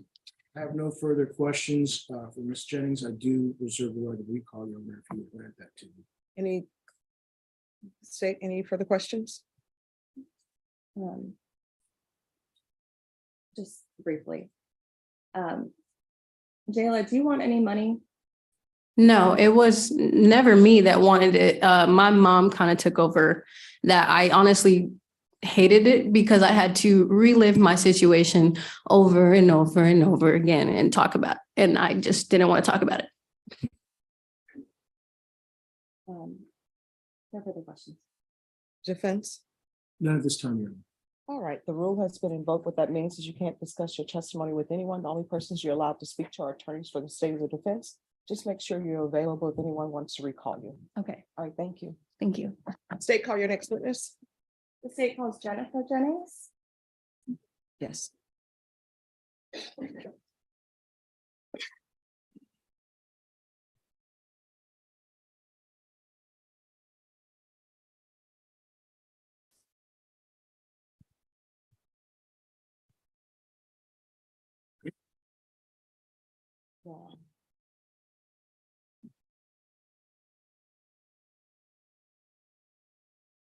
Oh, that's on me. There we go.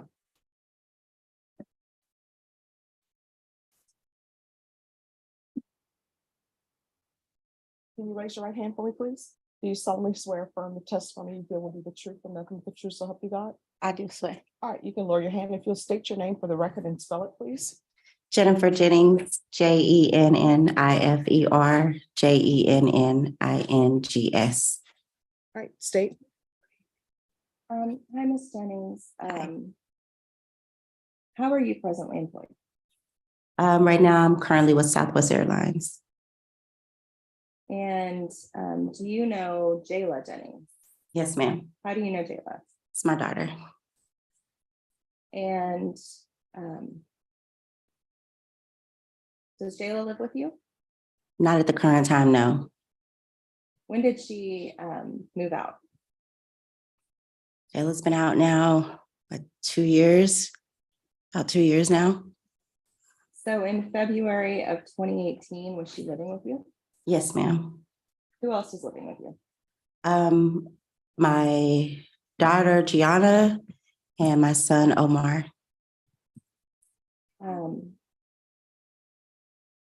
Were you working back in 2018? Yes, ma'am.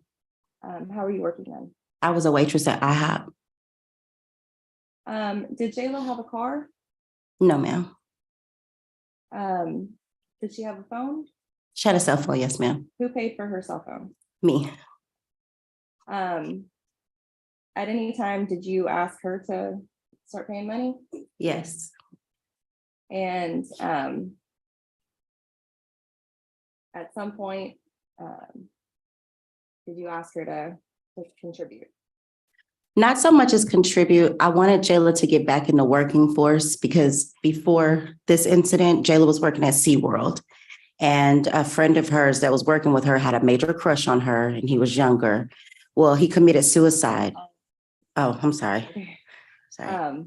I wanted her to get back in the working force, basically not so much to contribute, but so much for her mental health because I allowed her to be at home on this break because of that. But after that, it was like, well, Jayla, you got to start getting back up into the working society.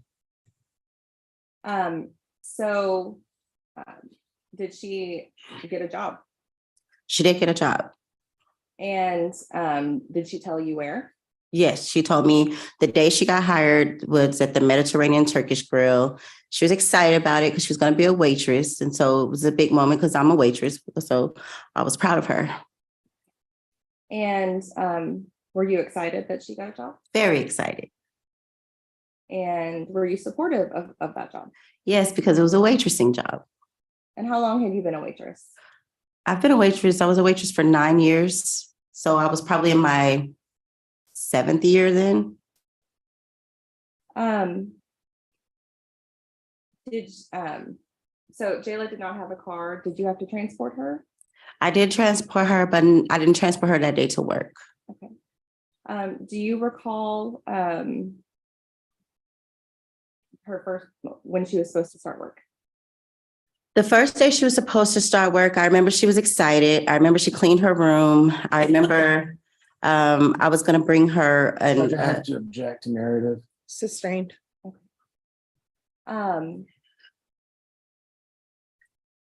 Did you observe her the morning that she was supposed to start her job? yes, And you said she was excited. What did you observe that showed you she was excited? she cleaned her room. She basically, in my eyes, was preparing to have a good day when she came home with her tips. So she was getting everything together. She was telling me about what she wanted to cook when she got home, and so forth. So I just figured she was excited. Okay. And do you, were you there when she left to go to work? I was there when she left to go to work, yes. Okay. Do you recall what time of day it was? I don't recall the time, but I know it was in the morning time. And at that time, did you know when she was supposed to get off work? She told me 4. So I just knew I was planning to go up there before 4. And why were you going to go up to her work? I was going to surprise her with an apron, just as a good luck, from one waitress to another. I was proud of her. So I was going to surprise her with a little apron with a little note in it. Was this an apron that you had, or did you go purchase it? No, I was going to go get it from the Ace store. Did she contact you? Did you hear from Jayla while she was at work that day? I did. When was the first time she contacted you? The first time Jayla contacted me is when she was crying and she told me to come get her because her boss did something to her that he wasn't supposed to.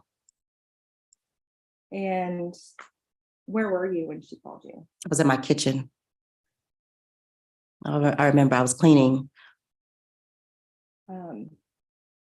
What did you do at that moment? When she called me, it kind of like triggered me because at first I got a message from her boss and on Facebook and he sent me a wave. So at that time I was thinking, oh, Jayla must be talking about me because she always talks about me. And I was thinking, well, she must be talking about me. So I didn't think none of it. I just kept cleaning. And then like a little while after that, Jayla calls me and she's crying. And so I'm like, what's going on? She's like, Mommy, can you please come get me? My boss did something to me he shouldn't have. I immediately like dropped everything. Never did I think that it was what I was going to walk into, but I dropped everything and just ran up there. Literally where Jayla worked, we were 2 exits from there. So I literally just dropped everything and ran out the door. Okay. And so did you pull up to the Mediterranean restaurant? Mm-hmm. What did you observe when you got there? Well, when I pulled up, I went to the front of the restaurant because I had never been there before. I didn't even know what this place was. When I pulled up, I just see Kadir shaking his head to the police. And he's sitting in his car and the police are talking to him. And so I'm like, well, what's going on? Because I don't see Jayla anywhere. And I'm like, where's my daughter? I'm sorry. So they told me she was in the back of the restaurant. I went to the back of the restaurant and Jayla was in the ambulance. And so when I saw Jayla was crying and she says, Mommy, he took it. He went all the way. And that's when I got mad and I just left the ambulance and I told Karina to go with Jayla to the hospital. I wasn't going to go. I was going to make sure he got arrested because my daughter she has a reason to lie. So when I went to the front, he was still sitting in his car and I told the police. Judge, I need to object to narrative again. Sustained. Okay. So after you saw Jayla in the ambulance, well, let me ask this. You said she told you he took it. What did you take that to mean? He took her virginity. And so what did you do after that?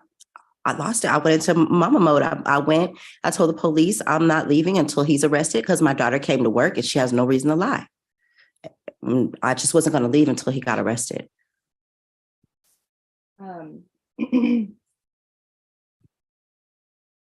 Did you ever communicate back with Kadir through the messaging? Not through Messenger. I went to his job after he was released, and I had picket signs, and I was going to boycott his restaurant because if my daughter couldn't work, he couldn't either. And um, that day, did you ever go to the hospital? I went to the hospital after I saw him get arrested. I went to the hospital. Were you there when Jayla was examined? Yes, ma'am. Did you meet with the nurse? I'm sorry. Did you meet with the nurse? I met with the nurse. Yes, ma'am. She's the one that advised me to call victims of crime and what my options were at the time, because we didn't know what, that was totally off guard. We didn't know what to expect. Nobody expect that. Nobody asked for that. So I didn't know what to do. And the way the nurse explained to me that my daughter was, she said that would be, these are my options, these would be best. She gave me a whole bunch of pamphlets and a whole bunch of counseling resources and so forth. Jayla was not in the state at that time to intake anything that she was saying. So that's why she gave it to me. Speculation, Your Honor. Sustained. When you saw Jayla at the hospital, what did her face look like? My baby was broken. She was broken and she just kept saying, "Mommy, I stink. Mommy, I stink." And I kept telling her, "No, you don't. You just know what happened.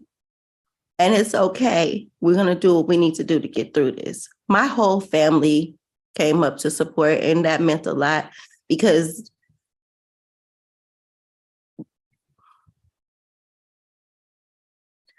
Jayla's our special child. She's the one, if there's accidents or anything, she falls into it. So for this to happen to her and she was at work, you know, it was something major. Jayla didn't want to come home. She didn't want to come home. And I wanted her to come home, but she said she wasn't that same little girl that left. Did she come home? It took Jayla maybe 2 weeks for me to get her home. Where did she go? She stayed at my mom's house on her couch.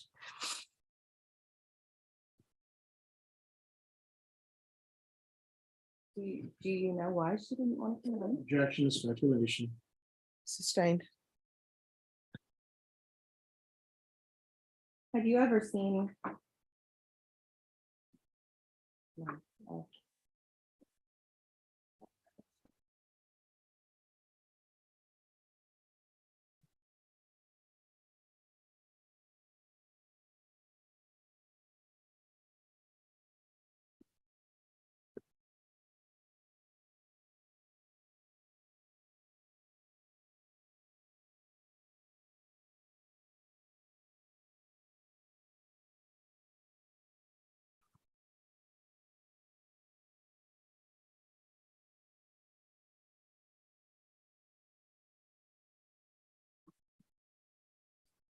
When Jayla was upset and telling you that he took it,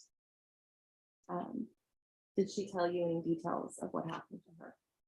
Not at that time, not in the ambulance.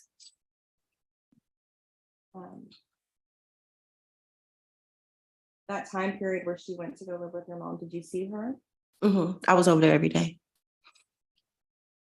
What was her emotional state? She wasn't really coherent. She would daze off, like stare off into like just nothing. She would cry a lot. I would say like kind of back to a baby face. She just needed to be held and she didn't want to go outside.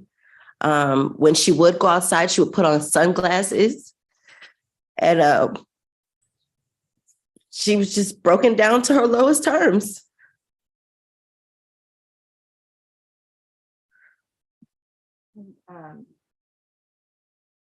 At some point, did Jayla get another job? Jayla got another job. Oh, it was a while after that, but she ended up, I think, working with me. Jayla couldn't work by herself. We ended up working together and we did a job where we were doing, do you know how when you go to events, they type in your code and you see if you're a winner, see if you win a trip? I was doing that at the time. And so Jayla, I needed her to get back same way as before. So I told her, just come with me. You can work with me. And she was okay doing that. And it was one event where we went to a crawfish festival and we had to work that. I'll stop you. Okay. The objection will be sustained.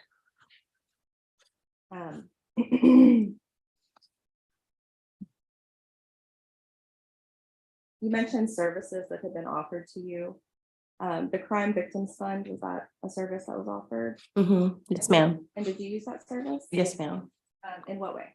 Well, they gave me compensation for her clothes that were thrown away. The pay, because Jayla, she only made $10 a day, but she gave it to my mom because she didn't even want her tips. And regardless, Sustained.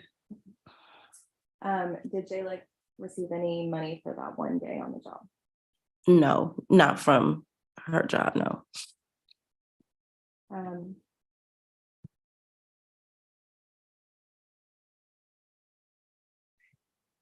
I'll pass the witness. No questions, Your Honor. All right, is this witness excused or subject for recall? She's excused from the city. Excused, Your Honor. All right, the rule has been invoked. With that means you can't discuss your testimony with anyone.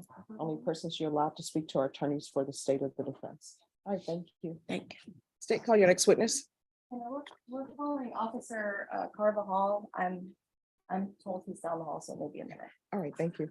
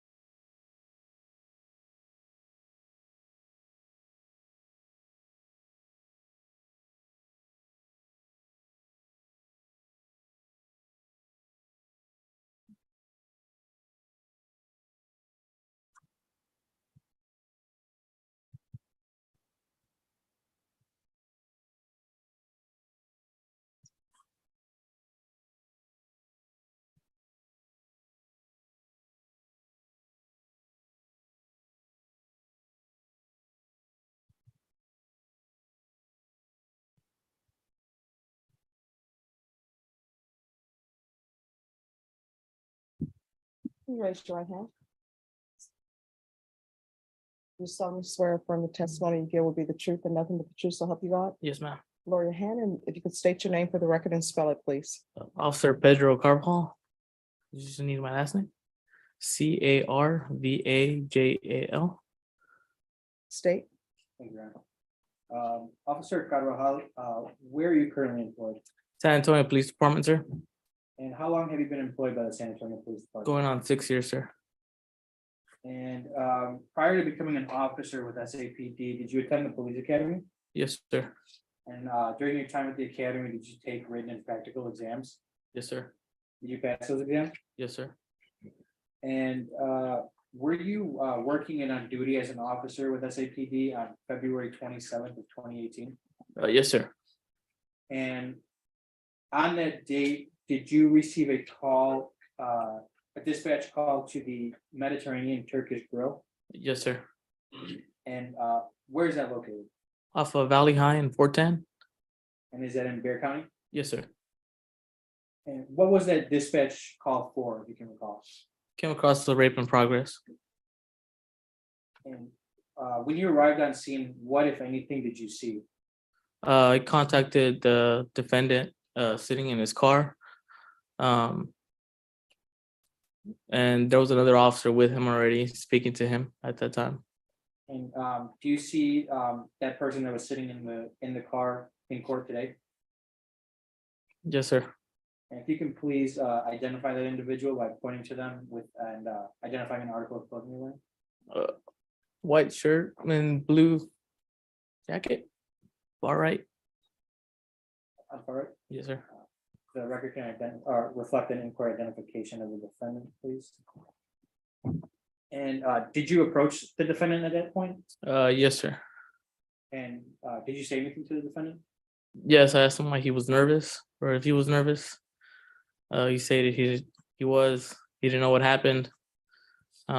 He was kind of breathing heavy and rapidly. And why did you ask the defendant if he was nervous? Just the way he was acting, he was you could see that he was kind of sweating at the time, and he was breathing heavy and rapidly, and just sitting in his car. And what did the defendant do while he was inside his vehicle? He was on the phone. He was trying to make a phone call at that time. And was he able to make a phone call at all? I think he tried to, and then we removed the phone from him. And why did you take the phone from him? Officer Mendoza took the phone from him, so that way we're gonna detain him.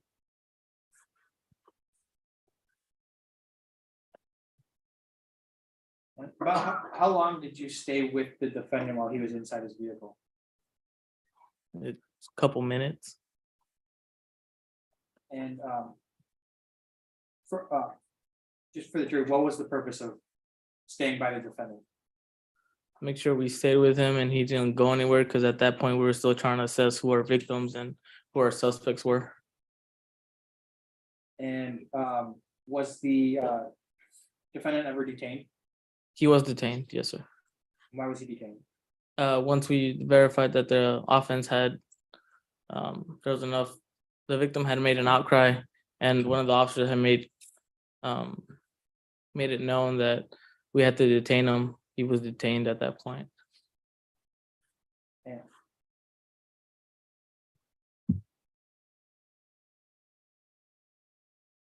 During your contact with the defendant, did you ever ask the defendant if anything had happened at that location? Yes. And did he respond? He stated nothing had happened. And after the did you detain the defendant, or was it another officer? Officer John Mendoza detained him, had him step out of the car, and then I stood by while he was placed in handcuffs. And where was the defendant taken once he was in handcuffs? Taken to the patrol car and placed in the back seat. And was it your patrol car? I don't recall.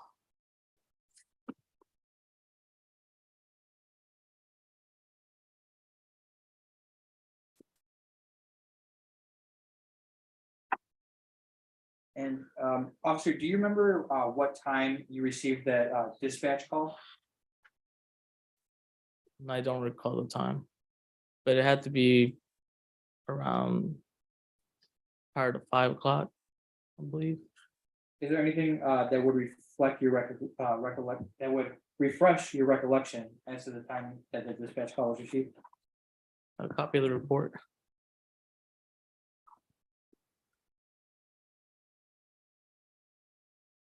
Your Honor, if I may approach the witness, please. Yes.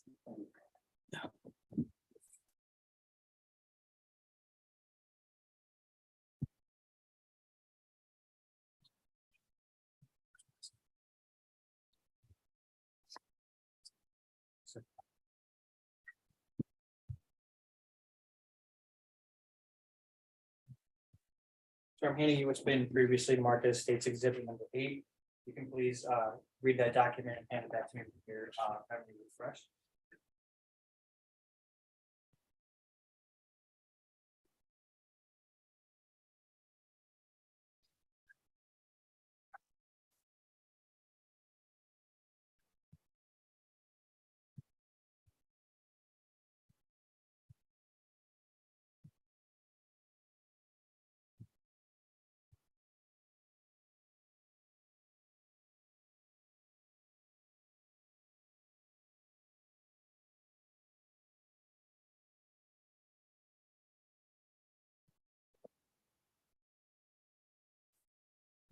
And officer, do you recall what time you received the dispatch call to the Mediterranean Turkish Grill? 1512.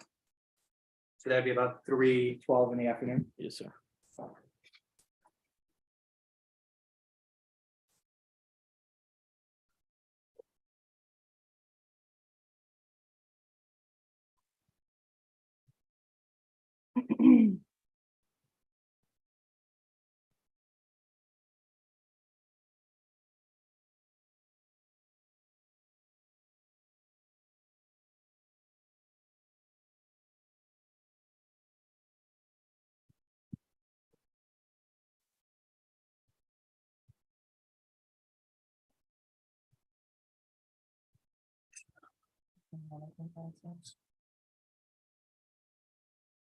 Did you do that?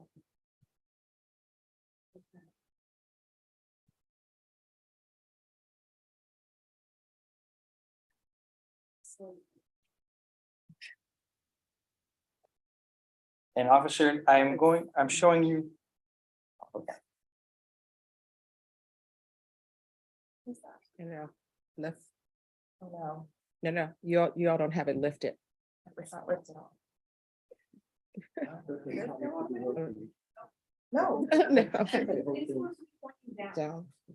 The name. Yeah. Oh, this. Yes. Ah, okay, got that. it.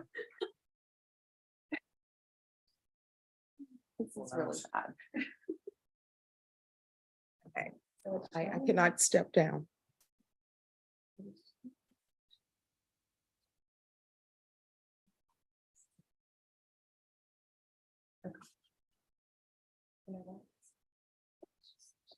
Yeah.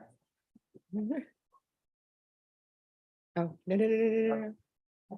I'm trying to put it down. No, because if you do it a certain way, it'll break it. So I'm just gonna leave it there. Thank you. Yes, that's okay. Yeah, if I can approach the window. Yes. Thank you. Now, after I'm showing you what's been previously admitted into evidence as State's Exhibit number 3. This is a call log from the complaining witness's phone. Do you see the times that are listed as to those calls? Yes, sir. And would those calls, were the times that those calls were received match the time frame between the time that or around the time that the dispatch call was received by you? Yes, sir. All right, and ladies and gentlemen, if you can wait out in the hallway just for 2 minutes, just in the hallway in the back, okay? Remember, do not discuss anything that you've heard. I will let you know when it's time to deliberate. Everyone, please rise for the jurors.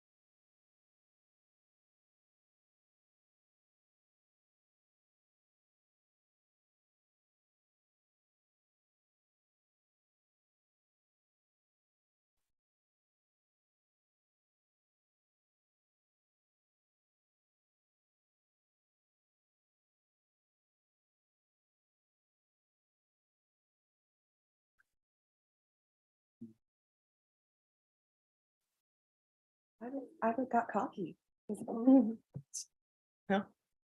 And the light was hitting me directly in the face. I'm like, no. So are they lining up? Okay. Thank you.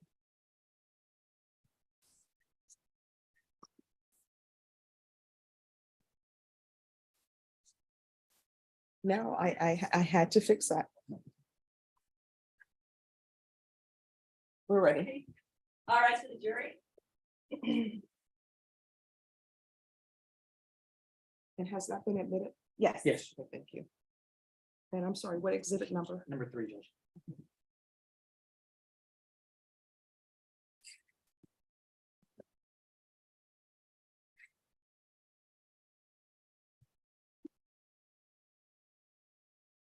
And I see everybody's keeping the same seat. Okay.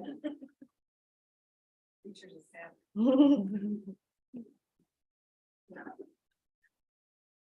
I would have one switch up, okay. All right, everyone, please be seated. All right, State, you may proceed. Thank you, Your Honor.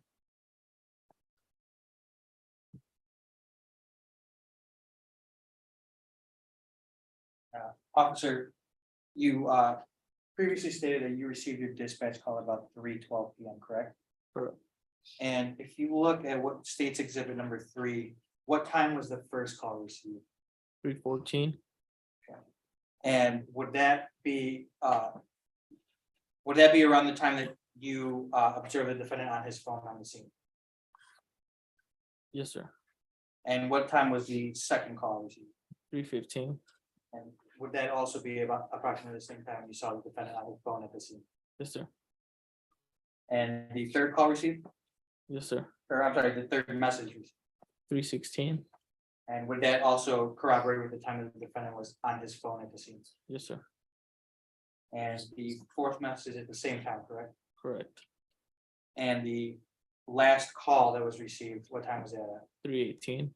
And would that also corroborate with the time that the defendant had his phone at the scene? Yes, sir.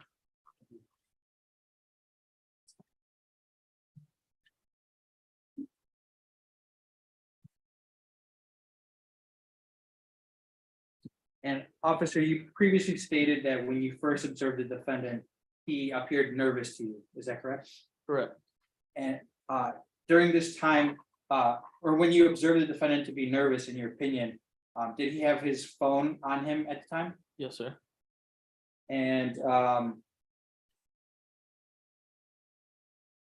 okay. And after the defendant was placed in the squad car, what did you do? I read him his rights. And did you remain at the scene? Yes, sir. And what was your duty during that time? I locked down or secured the crime scene, which was the restaurant, made sure no one came in or out. No one had access to the building until a search warrant was executed or obtained. And I stood by until that was executed by detectives. Thank you, officer. Nothing further on the test. Defense? Officer, may I approach the? Yes.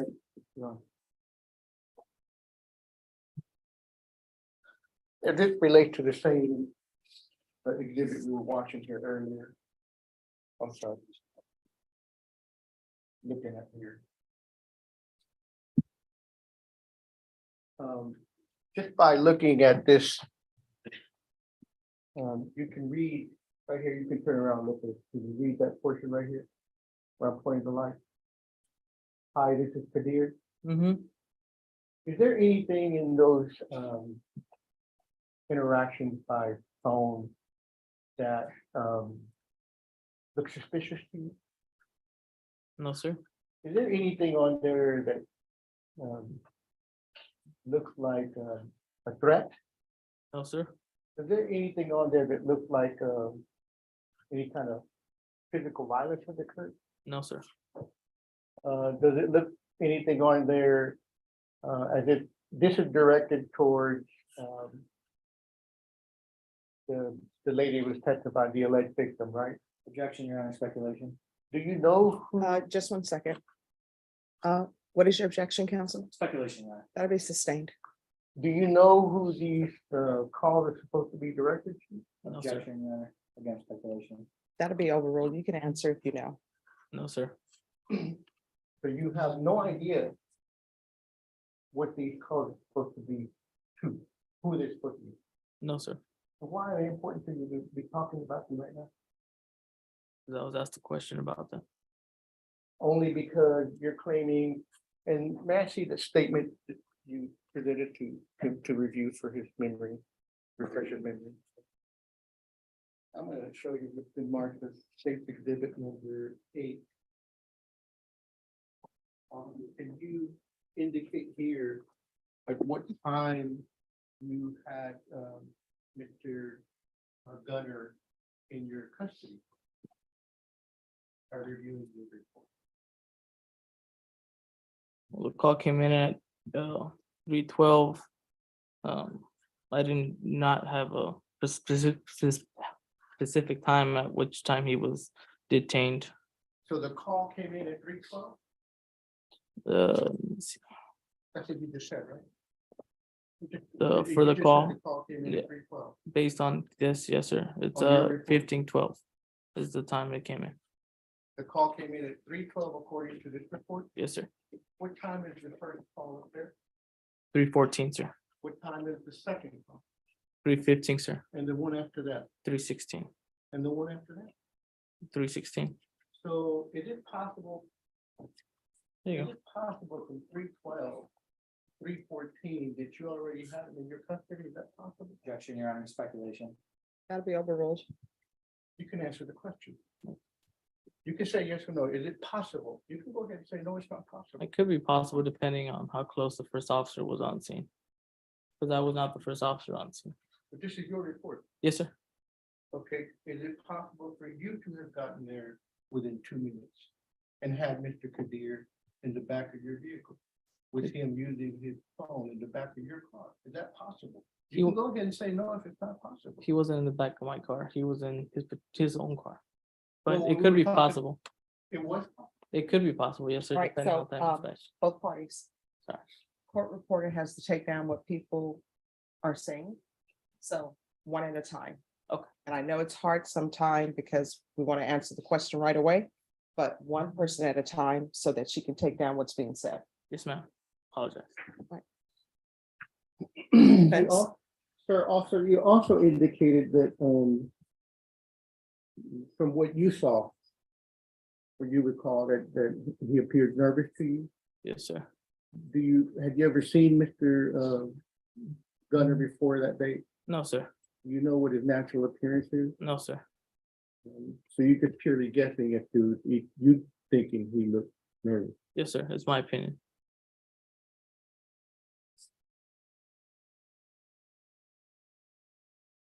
Did you get a chance to speak to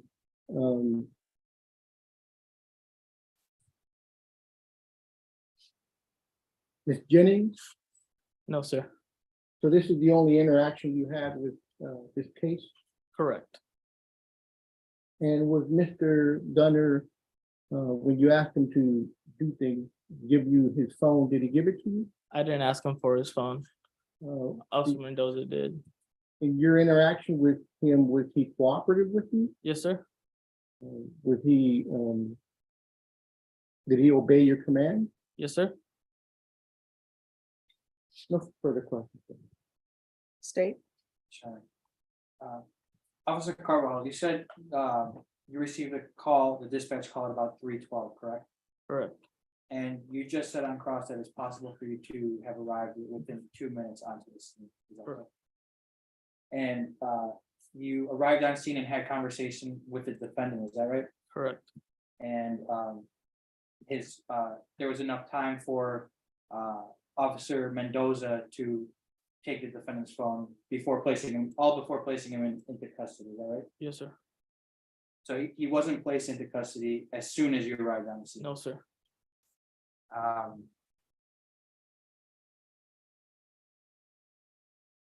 Nothing further on.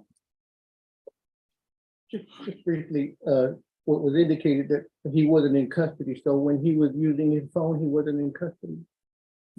Not at that point, no. He was free to use his phone. Yes, sir. Thank you. No further questions. All right, is this witness excused or subject for recall? Excuse me, Your Honor. Excuse me, Your Honor. All right, the rule has been invoked. What that means is you can't discuss your testimony with anyone. The only persons you're allowed to speak to are attorneys for the state or the defense. All right, thank you. You may Thank step you, down. ma'am. State, call your next witness. We call up Detective Guzman, Your Honor.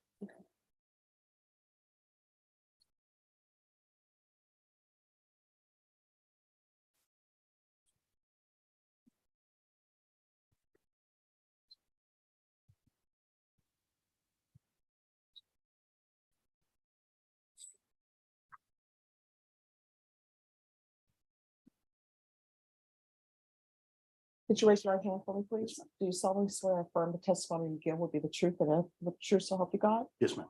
All right, you can have a seat. If you'll lower your hand, state your name for the record and please spell it. Spell it. Rudy Guzman, RUDY GUZMAN. Right, state. I believe we need to. All right.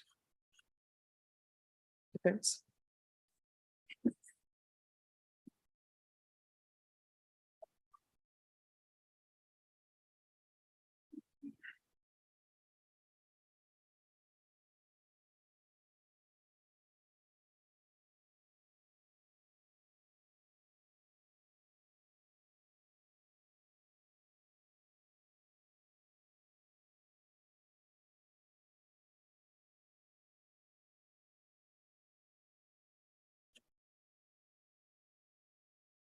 All right, state. Thank you, Your Honor.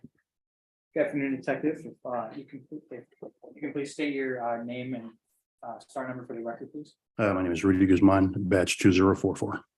And where are you currently employed? The detective with the San Antonio Police Department, How long have you been with the San Antonio Police Department? 23 years, How long of those 23 years have you been a detective? just a little over 10 years.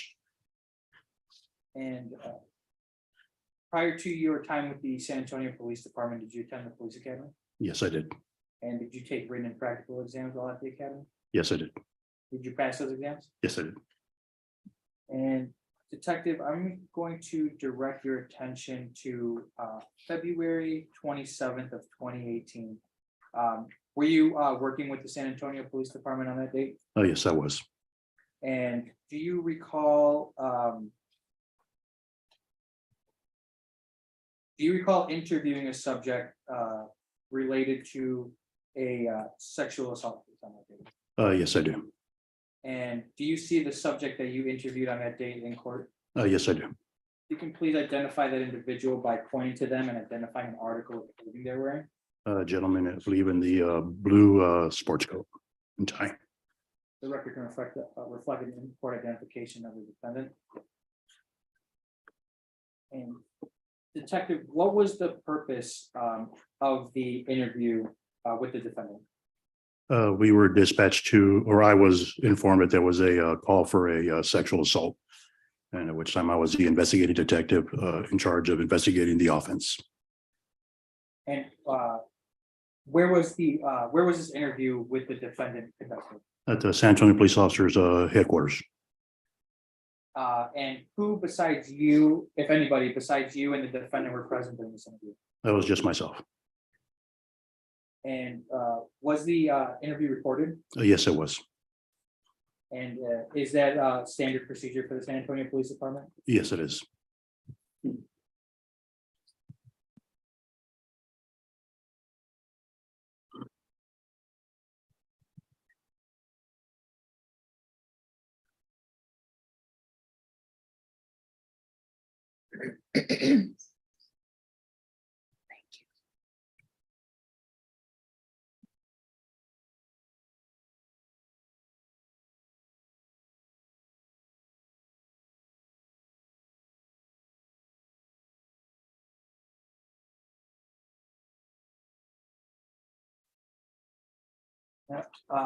Detective, were you at the scene of the alleged incident? Yes, I did make the scene. And what were your duties on scene? At the time, I was to contact the officer that had called me in regards to the offense. Actually, investigate the crime scene itself and gather and collect information from witnesses and suspects. And well, were you in charge of collecting evidence on scene? I was not, there was I guess a CSI was in charge of collecting the evidence.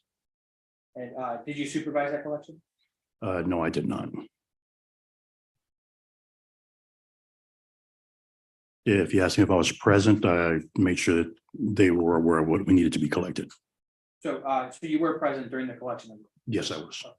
And what evidence was collected from the scene? From my recall, it was some rags. And I think pictures, overall pictures were taken of the crime scene. And these rags that were collected, do you recall where they were collected from? And so it's like a back storage area on, I think it was on top of a filing cabinet or it was on top of something. Do you recall any details about these rags? Other than what we were informed at the crime scene, that they were used and possibly contained DNA evidence. And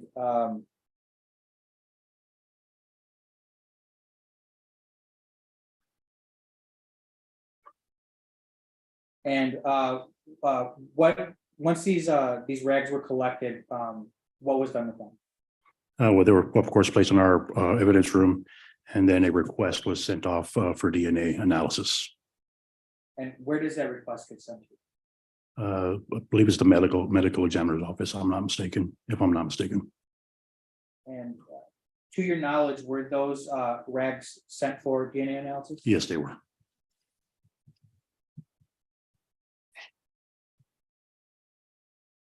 And were same kits also collected on scene? Yes, same kits were conducted on the victim and on, I'm sorry. No, I'm sorry, you can continue. Same kits were conducted on the victim and on the suspect.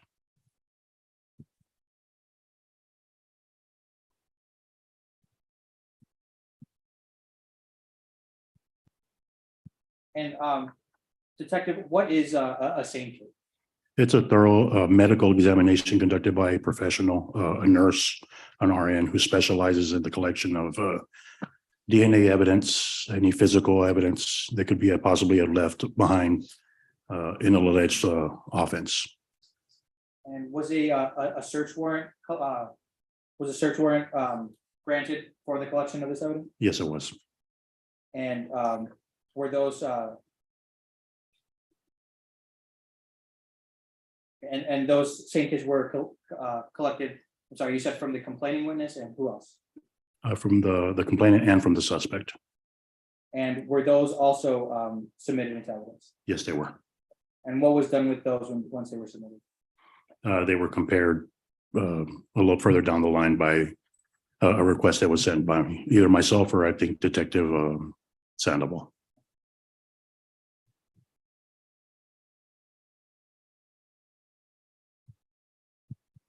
And what is the purpose of submitting the same kits to the lab? It's to compare any physical evidence to link any kind of DNA evidence that was left behind by a suspect, whether known or unknown. So in essence, the same kit would be able to tell if there was any DNA on the submitted evidence. That is correct.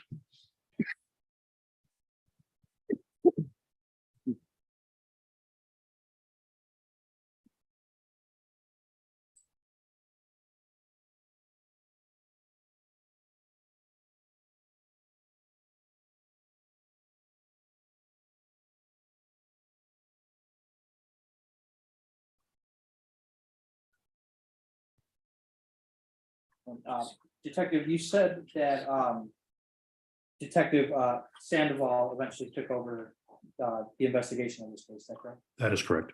And why did Detective Sandoval take over this? I transferred out of the unit and I went back to patrol. Still as a detective, but I was no longer part of that unit. So any case that I had left that was either halfway done or finished had to be given to another detective. And were notes left as to the investigation, the part of the investigation that was already conducted by you for Detective Sandoval? Yes, everything that I've done up until the part that I left was all noted and passed on to Detective Sandoval.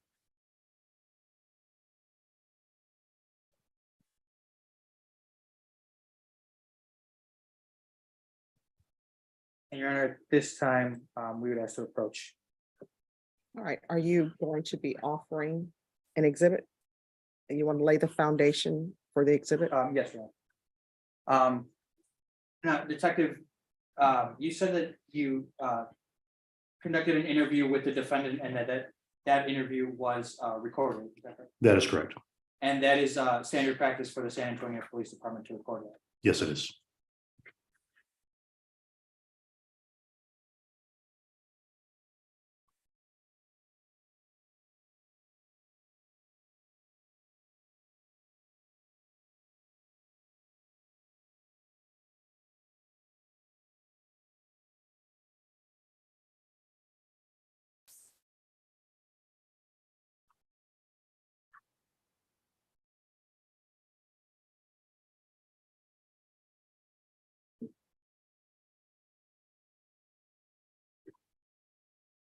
Your Honor, if I may approach the witness. Yes.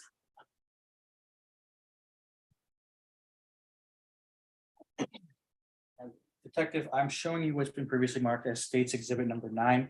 You recognize what that is? Yes, I do. What is it? It is a CD recording of the interview between myself and And have you had an opportunity to review the contents on that disc? Yes, I prior prior to testifying today? yes, sir. And is that or is what's contained on the disc, the recording, is it in accurate? Is it an accurate depiction of the interview that occurred on February 27th of 2018? Yes, it is. And has it been edited or altered in any way? Not that I'm aware of. All right, thank you. All right, ladies and gentlemen, we're going to take a brief recess. I'm going to have you all go back and we'll be back at 4:15 to continue. Remember, you've heard some evidence in this case. You're not allowed to discuss what you've heard amongst yourself or internally start deliberating. You're not to do any investigation or look at any social media. Make sure your badges are displayed so that people can see that you're on a jury. Everything that you need to know about this case will come from inside the courtroom. Does everyone understand? Yes. All right, everyone, please rise for the jurors.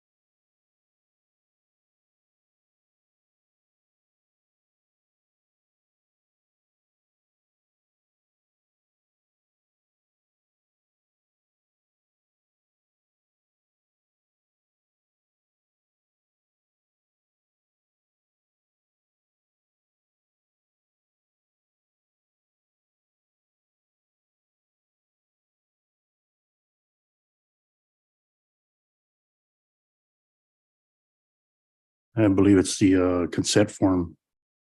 And were you the one that presented this to Mr. Gunn? I'm not quite sure. I'm trying to see if my signature was on there or who actually presented it to him. Do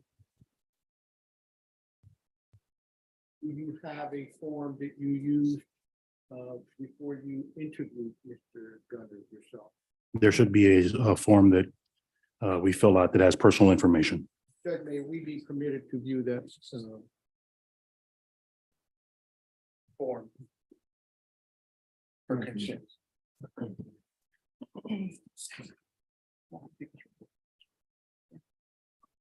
Yeah, let me go. And honestly, it happened. Yeah, if we could have a brief moment. Yes.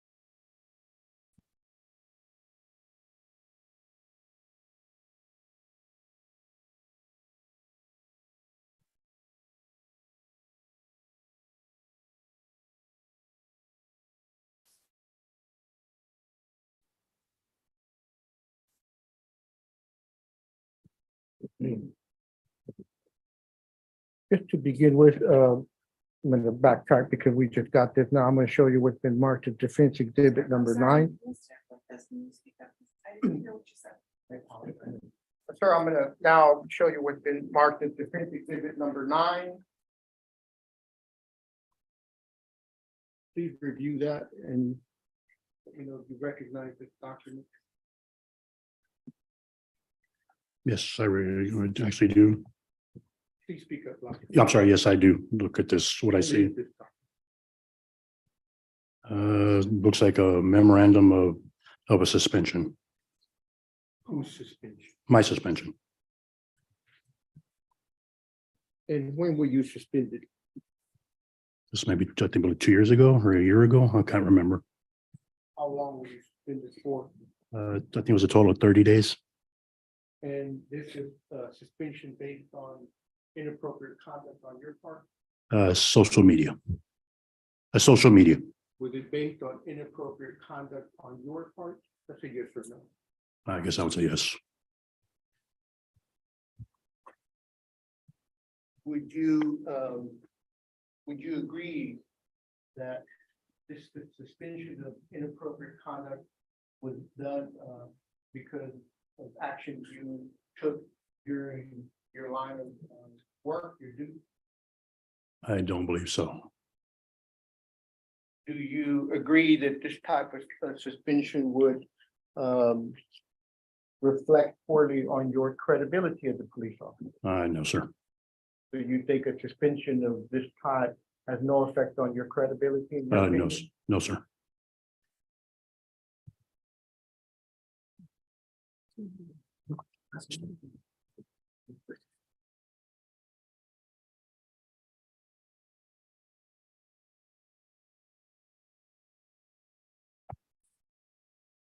So I'm gonna again show you what's been, again, I had requested earlier, Judge, that this officer indicated that there was a consent form with regard to this video, and I'm asking the state to please provide that consent form as it relates to this video being consensual.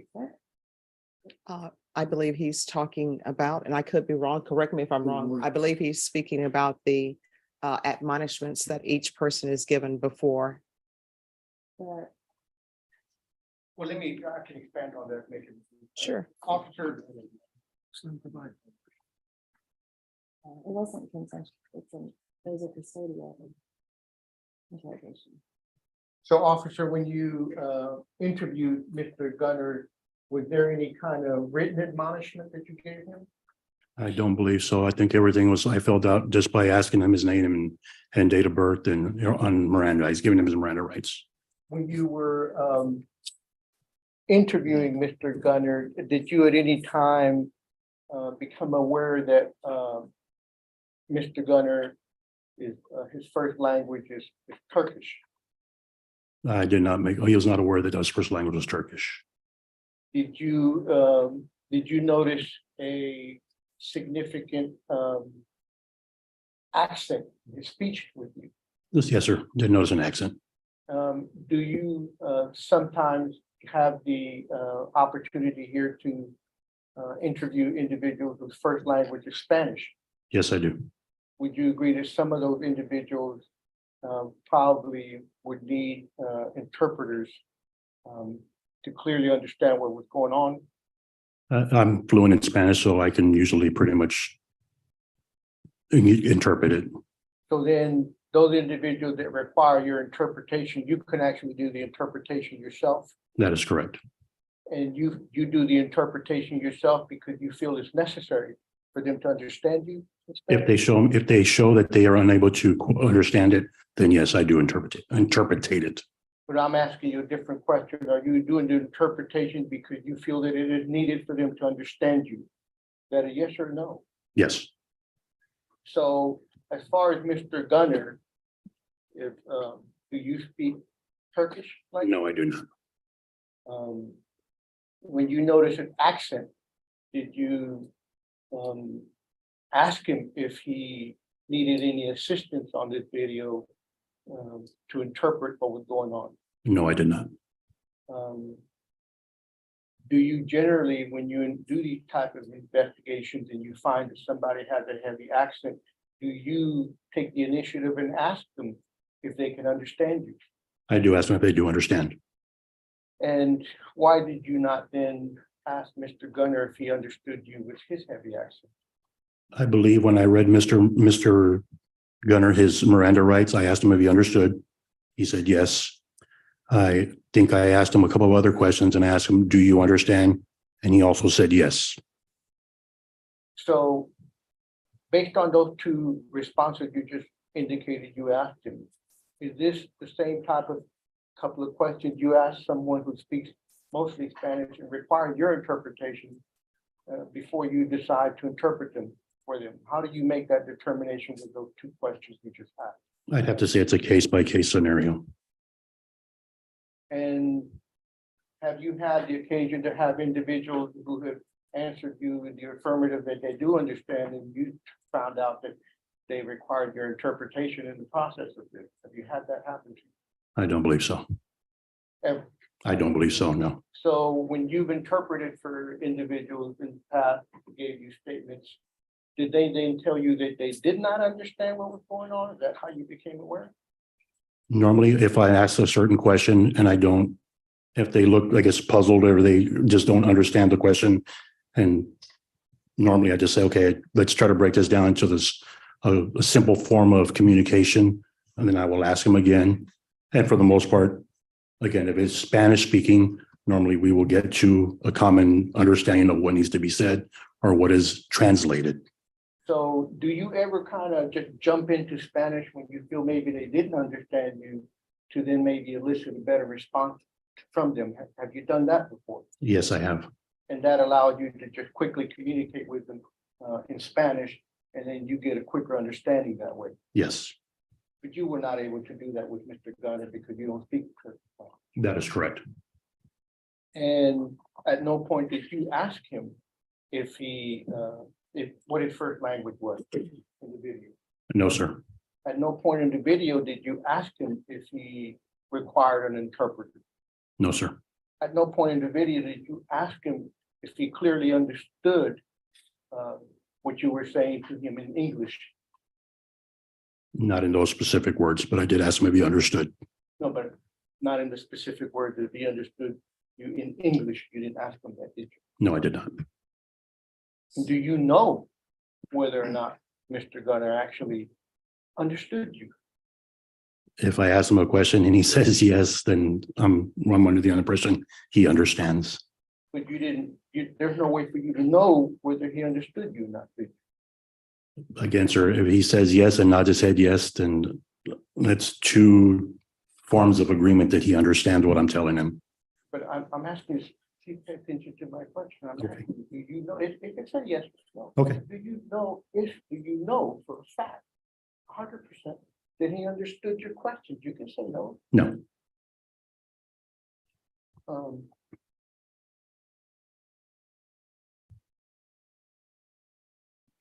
When this video was done, how was the meeting arranged between you and Mr. Gunner? he was brought down by one of the patrol officers and placed in in one of the interview rooms that we have in the special victims unit. And that was done on the date of this occurrence? Yes, sir.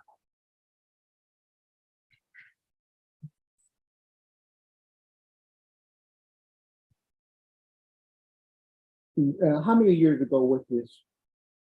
I believe in 2018, so it's what, 5 years ago? 5 years ago? Just logically, would you agree that Mr. Gunner's English was probably worse 5 years ago than it is now, 5 years later? Objection, Your Honor, speculation. Sustained. In your experience, have you had individuals that you run into in your investigation that several years later you get a chance to talk to, either through another investigation or something, where their English is better 5 years later? I can't think of any time that has happened, sir.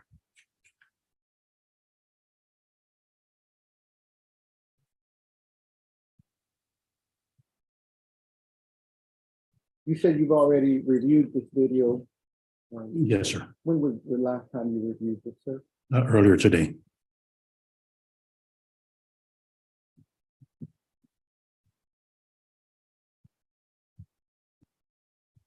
When Mr. Gunner was taken, when he was taken to do the interview, he was in custody. Yes, sir. Being in custody, he didn't drive himself or go to you voluntarily. That is correct. So while in custody, essentially this interview, him getting to you, was not voluntary. That is correct. And do you have any idea what effect that would have had on him as to whether or not he felt that he could reject or deny this, if you know? Objection, speculation, Your Honor.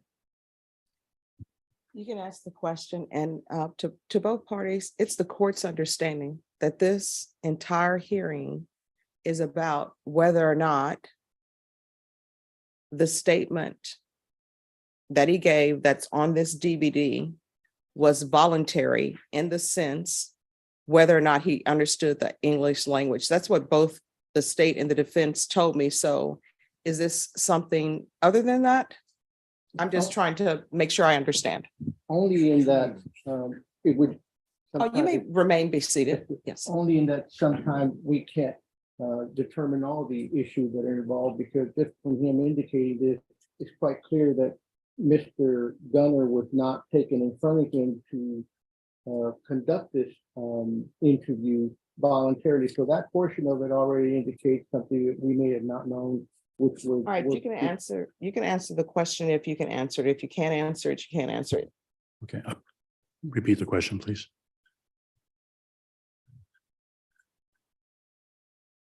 You may repeat your question. Yes, sir. And as it relates to Mr. Gunner being brought before you, you've already indicated that he was in custody, and that action of being brought in front of you for an interview, that was not voluntary. As far as I can remember, again, he was brought down and we were going to give him an opportunity, which why I Mirandized him first to see if he wanted to give me a statement. I want you to listen to my question carefully again. Okay. And just answer my question. Okay. So by the act that you've already indicated, you indicated that he was in custody when he was taken to you. Yes, he was in handcuffs when they brought him down. Yes, yes, yes. You've also testified that he didn't voluntarily present himself to you.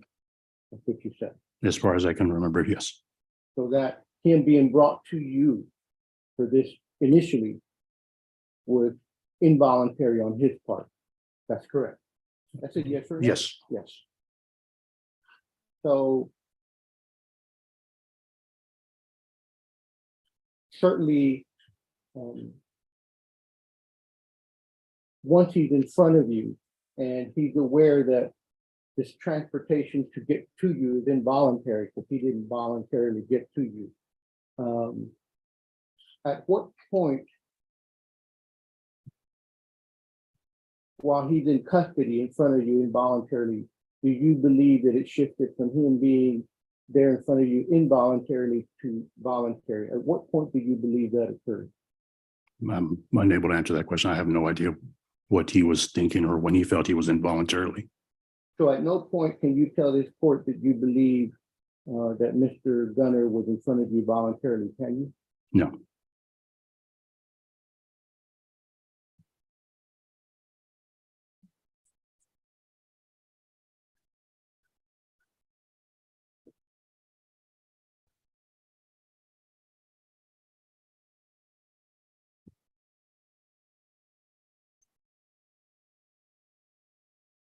And just stepping further, when you indicated that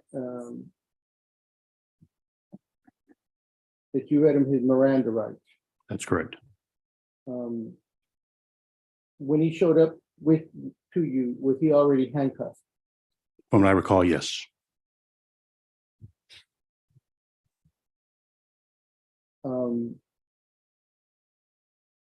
Do you know if he was told that he was being taken to you?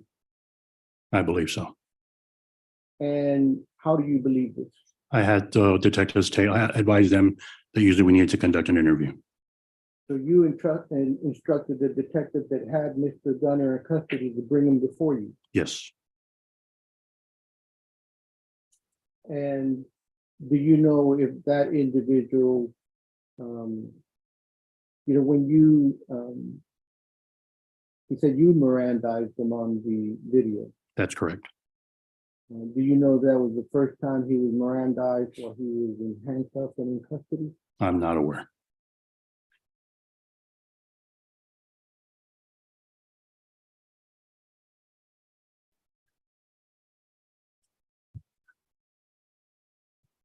While before you conducted the interview,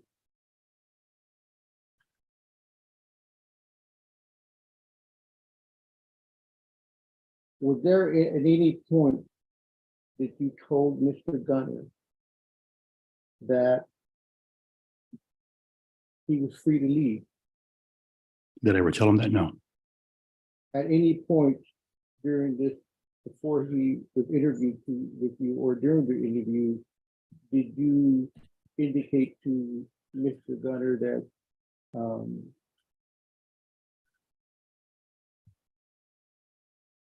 that he could stop the interview at any point and stop the entire proceeding at any point during this interview and ask for an attorney even after it begun? Are you saying, Your Honor, relevance? That'll be overruled. are you saying before I actually interviewed him and Mirandized him? Or during the interview also, before the interview, did you at any point tell him that he was free to leave? Before the interview? No. During the interview, did you ever tell him that he was free to leave at any time he wanted to? No. At any point after you commenced the interview, did you tell him that he could stop that interview at any time and seek the advice of an attorney? After you started the interview. That was during the Miranda's where I advised him he could. Please listen to the question carefully. Okay. During the interview, not before the interview, during the interview, did you at any point during this interview tell him that he had the right to stop this interview and seek the advice of an attorney? No. Did you at any time during this interview tell him that he had a right to stop the interview at any time that he wanted to? No.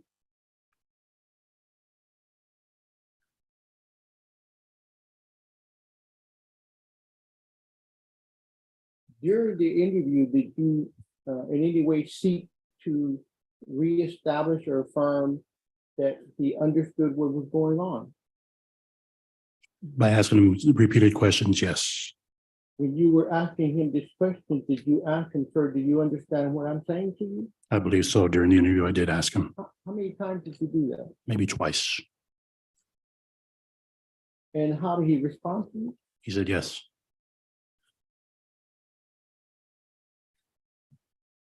And during this entire process, did you ever ask him what his first language was?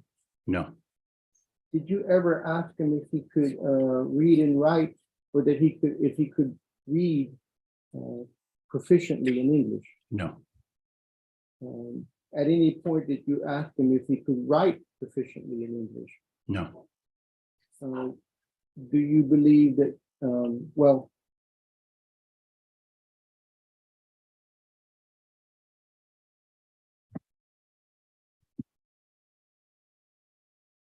did Mr. Gunner in fact have the right to stop this interview at any time that he wanted to? Did he have that right?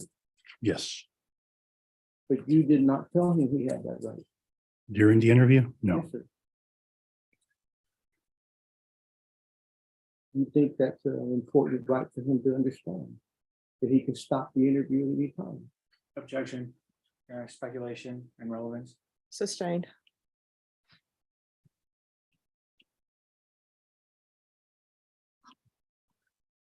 Throughout the entire interview, he was in custody.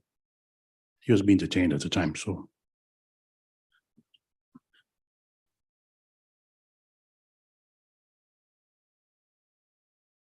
But he was not free to go, was he?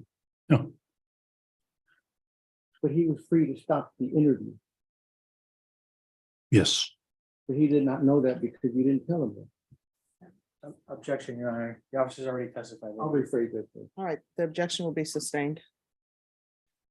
Although he was not free to leave, he was not free to leave, That's correct. but he was free to stop the interview. Yes. But you did not tell him that. Again, objection, Your Honor. Sustained. We'll pass it, Mr. Allen. All right. Is there anything else from the defense with regards to the admissibility? Not at this point, Your Honor. Not with this individual that we had already mentioned to the court that we would like to also call Mr. Gunner for the very limited scope of questioning in relation to this, the issue of voluntariness of the statement. All right, Mr. Aspect of. All right. You may step down, officer. You're still under oath. Mr. Gunner, you may take the stand.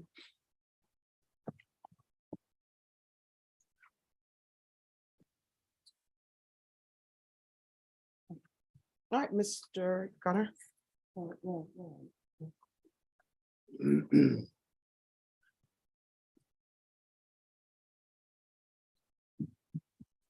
All right, can you raise your right hand for me, please?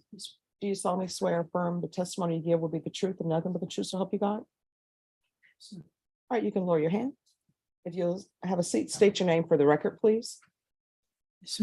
State your name for the record. My name is Kadir Güner. All right, Mr. Gunner, what did the judge just ask you before she told you to sit down? I don't understand. She spoke to you very directly, very plainly. What did she tell you? She tell, I don't understand. I'm very, Okay.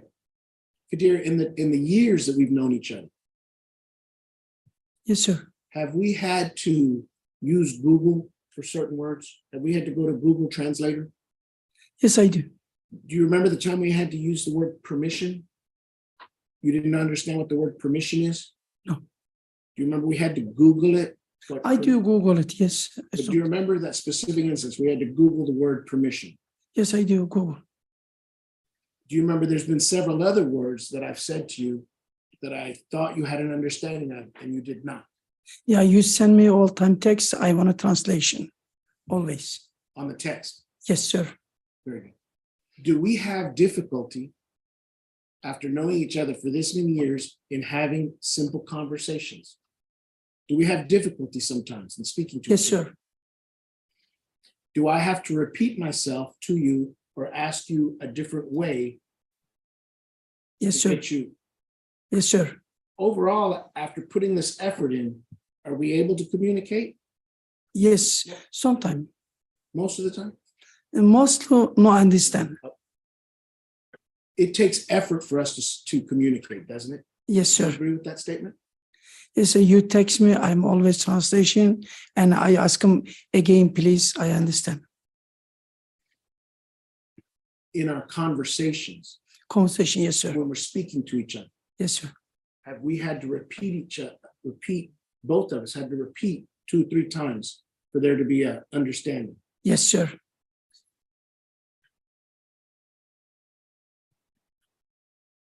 Have you gotten better with your English since we first met? Has your English gotten better? Something, not that much. Has my Turkish gotten better? You better, yes.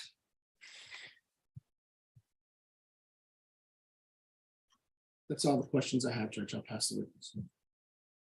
All right, any questions? Yes, right. Okay.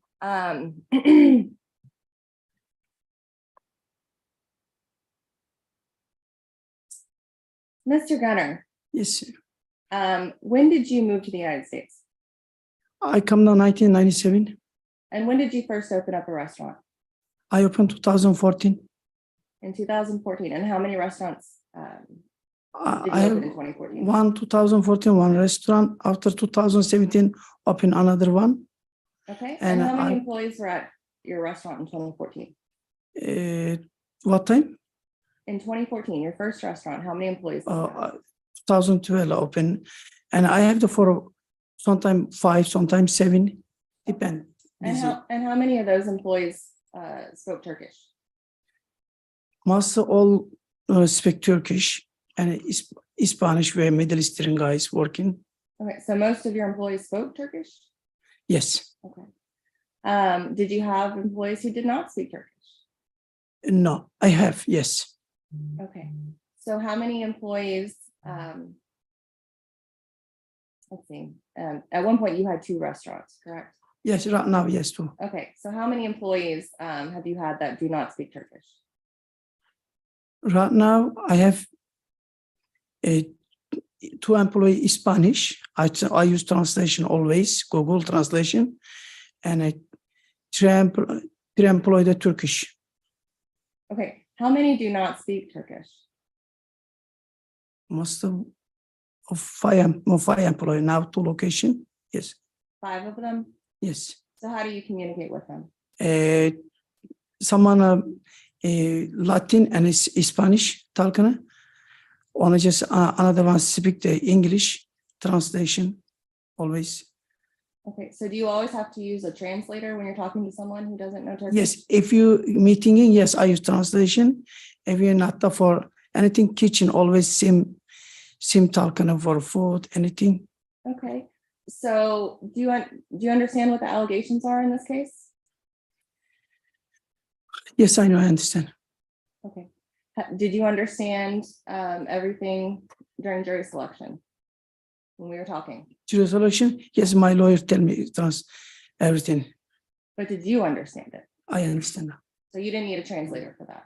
I understand jury, yes. Okay, and did you understand everything while Jayla was testifying? Jayla, Yes. yes, I understand what talking And about. so you didn't need a translator for that? You did not need a translator because you understood what she was saying? Yes, I understand. Okay, and what about when Jennifer Jennings was testifying? Did you need a translator for her?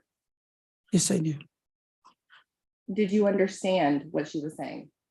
Jennifer, The mother. yeah, I understand. Most parts. So you didn't need a translator for her? No. What about when Officer Carvajal was testifying? Did you understand what he was saying? First one, yes. Second officer, I don't know. I don't know. Okay. Are you aware that you have a right to a translator in court? I don't use the phone. I understand March past, I understand 5 years, always coming here. I understand. Do you understand that there are people, not your phone, but there are people that can translate? Yes, I understand. And have you ever requested that? Yes. When did you request that? What is the question? I don't understand what talking about. Okay. So you never requested help with a translator? Yes, I do help. Yes. Okay. Have you ever used, in all the 5 years that you've been coming to court, have you ever had anyone translate what has been going on to you in court? Not this court. Okay. I Have have, you understood what was going on? so my lawyer tell me all time. He's understand and he's writing. I put the translation. I understand everything was going on. Okay. But do you understand as it's happening? Yeah. Do you understand that, what's the definition of the word silent? Was work silent? What is silent? I don't know what's silent. What's going on? You don't know what silent is? Yes. Do you know what loud? I know loud, yeah. Okay, but you don't know what silent is? What is the silent? I don't understand. Sorry about it. Okay, okay. So when Detective Guzman read you that you have a right to remain silent, that anything you say can and will be used against you, that you have a right to an attorney and have him present while you're being questioned, that if you can't afford one will be appointed, and that you can decide to exercise that right at any times and not answer any questions. No, I'm just my lawyer. What till I am my lawyer. Okay, but you told him that you understood what he said. Yes, I tell him. Okay, so why did you tell him you understood what he said if now you're saying you did not? I tell him I understand. He's talked to me every time. I understand past mass parts. Last part no understand, and he's text me. I can translation. I know what's going on. Everything. Okay, I'm talking about when you were in an interview with Detective Guzman and he read you a number of rights before the interview started, and he asked you, do you understand? Can I tell you something? I'm I don't know when his interview. I don't know when he did. 30. I am not understand why he's asked. I don't know. No contestant, sorry. okay. So you're saying when he asked you, do you understand? And you said, I understand. You're saying that you did not in fact understand. For detective? The detective, when you said the words, I understand, were you not being truthful? No, I tell him he's asked. I don't know when he's asked me. I swear to God, but I don't understand what he talking.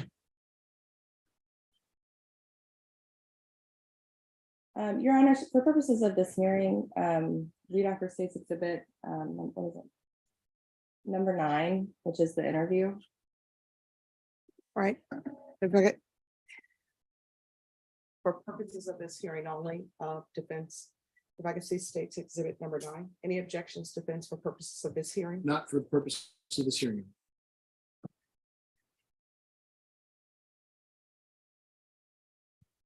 All right, for purposes of this hearing, State's Exhibit number 9 is admitted.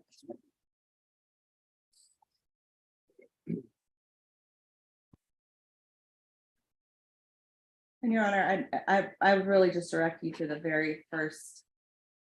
Actually, I think the first 20 minutes are him just sitting there. At some point when Detective Guzman comes in, when the rights are read, that's the only portion. It's about 20 minutes in, Your Honor.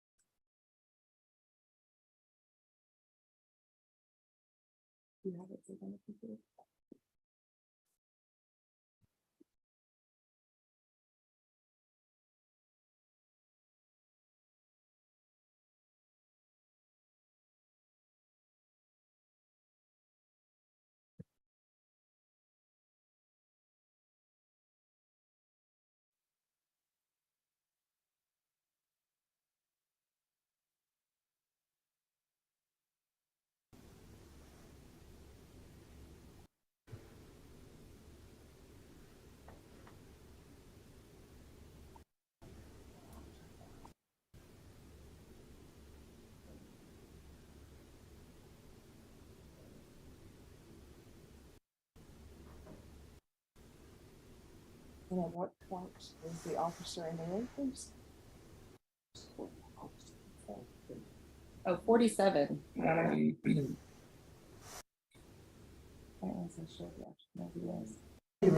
doing all right. Don't have a seat. Have a seat. We're gonna talk here. There we go. Don't have a seat. Have a seat. We're gonna talk here. Oh, my goodness gracious.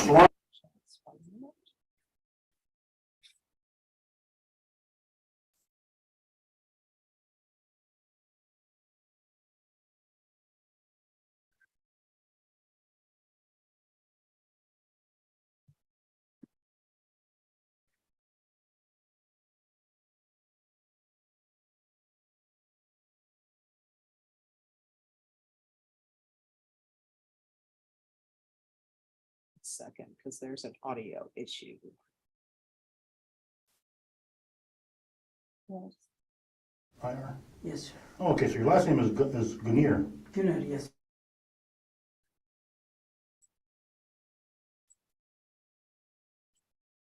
One, two, three, 1, 2, 3. Long Ridge Drive.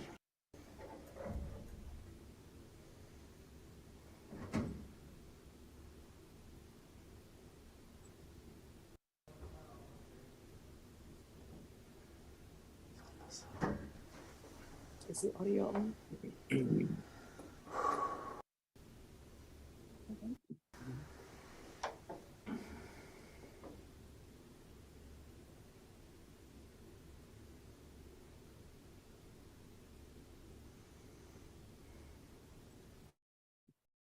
You know, I think they came and did something with our audio.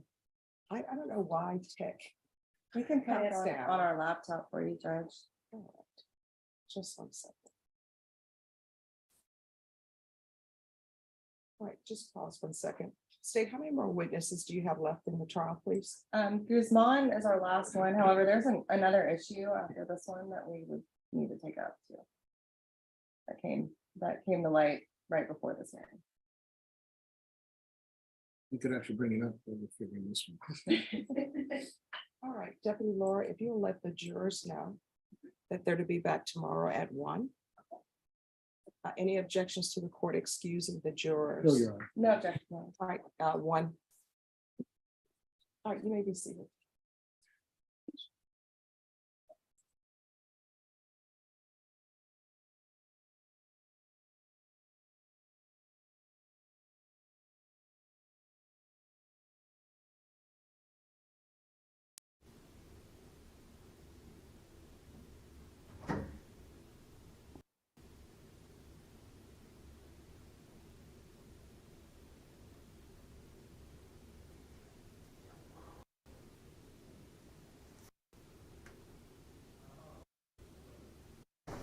Waiving your rights.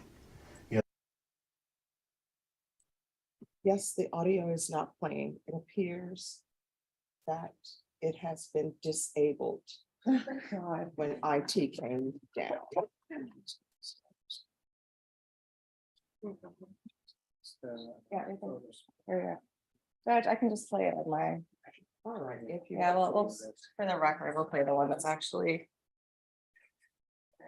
Oh, you know what? Just 1 second. I think something may have happened. Let me see. Just 1 quick second.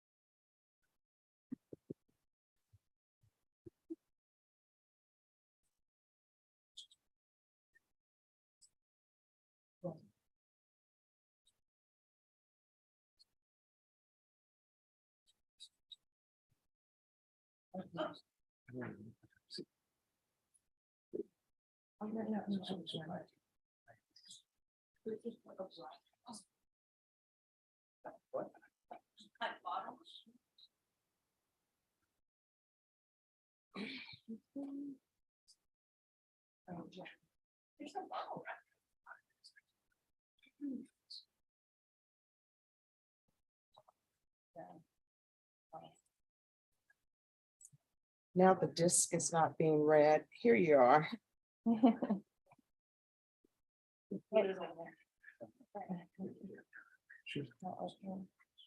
I can play it on mine and see if it's loud enough. 1 second. This, just 1 second. Let me try one more thing.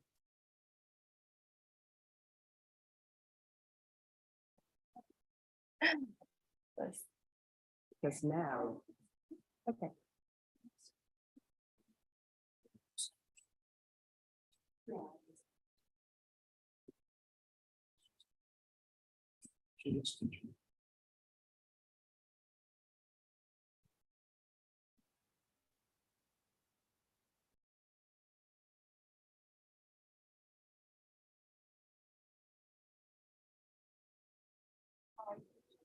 Yeah, I mean, IT was just add to issues. But I like IT. I think now it's working.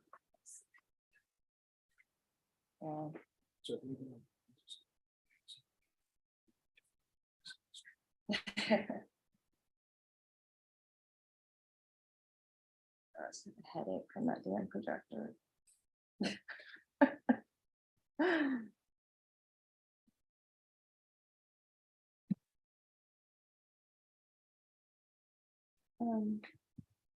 Yeah, it doesn't work. Yeah.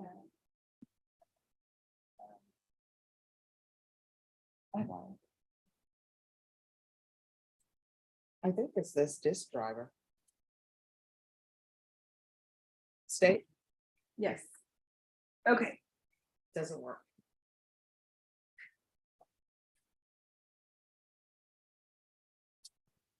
And maybe someone can call commissioners court and let them know that the equipment does not work since they're in charge of building maintenance.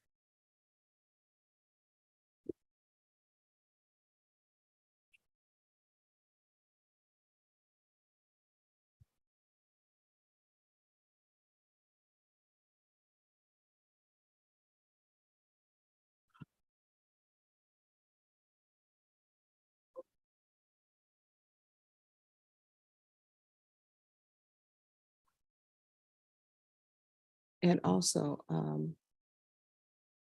Mahia, if you could call court IT before they leave for today, please. Thank you.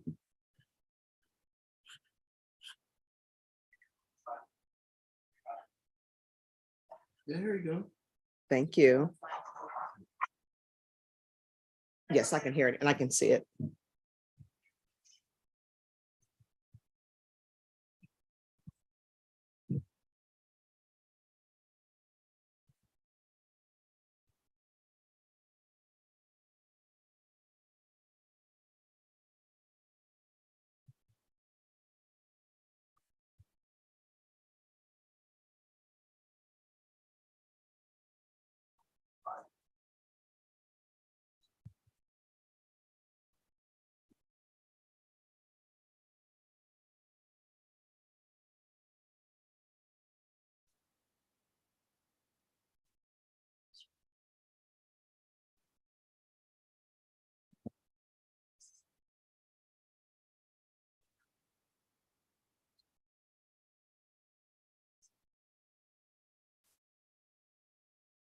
Judge, I just called them, they're all gone.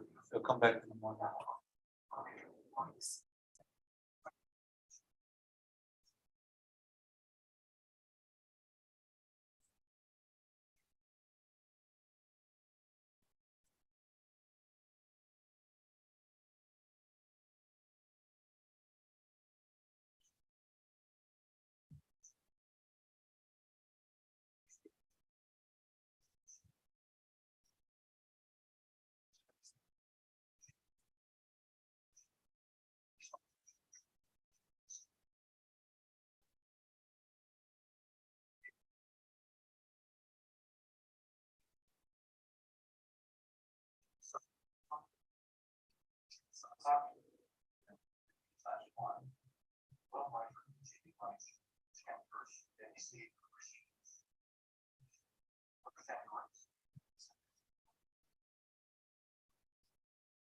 All right.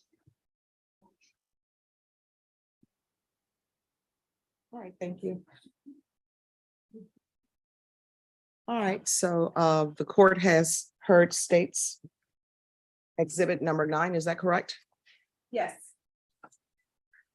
All right, any other questions, state, Nothing further, Your Honor. defense, any questions? Couple of follow-ups. Yes. One's just for the court.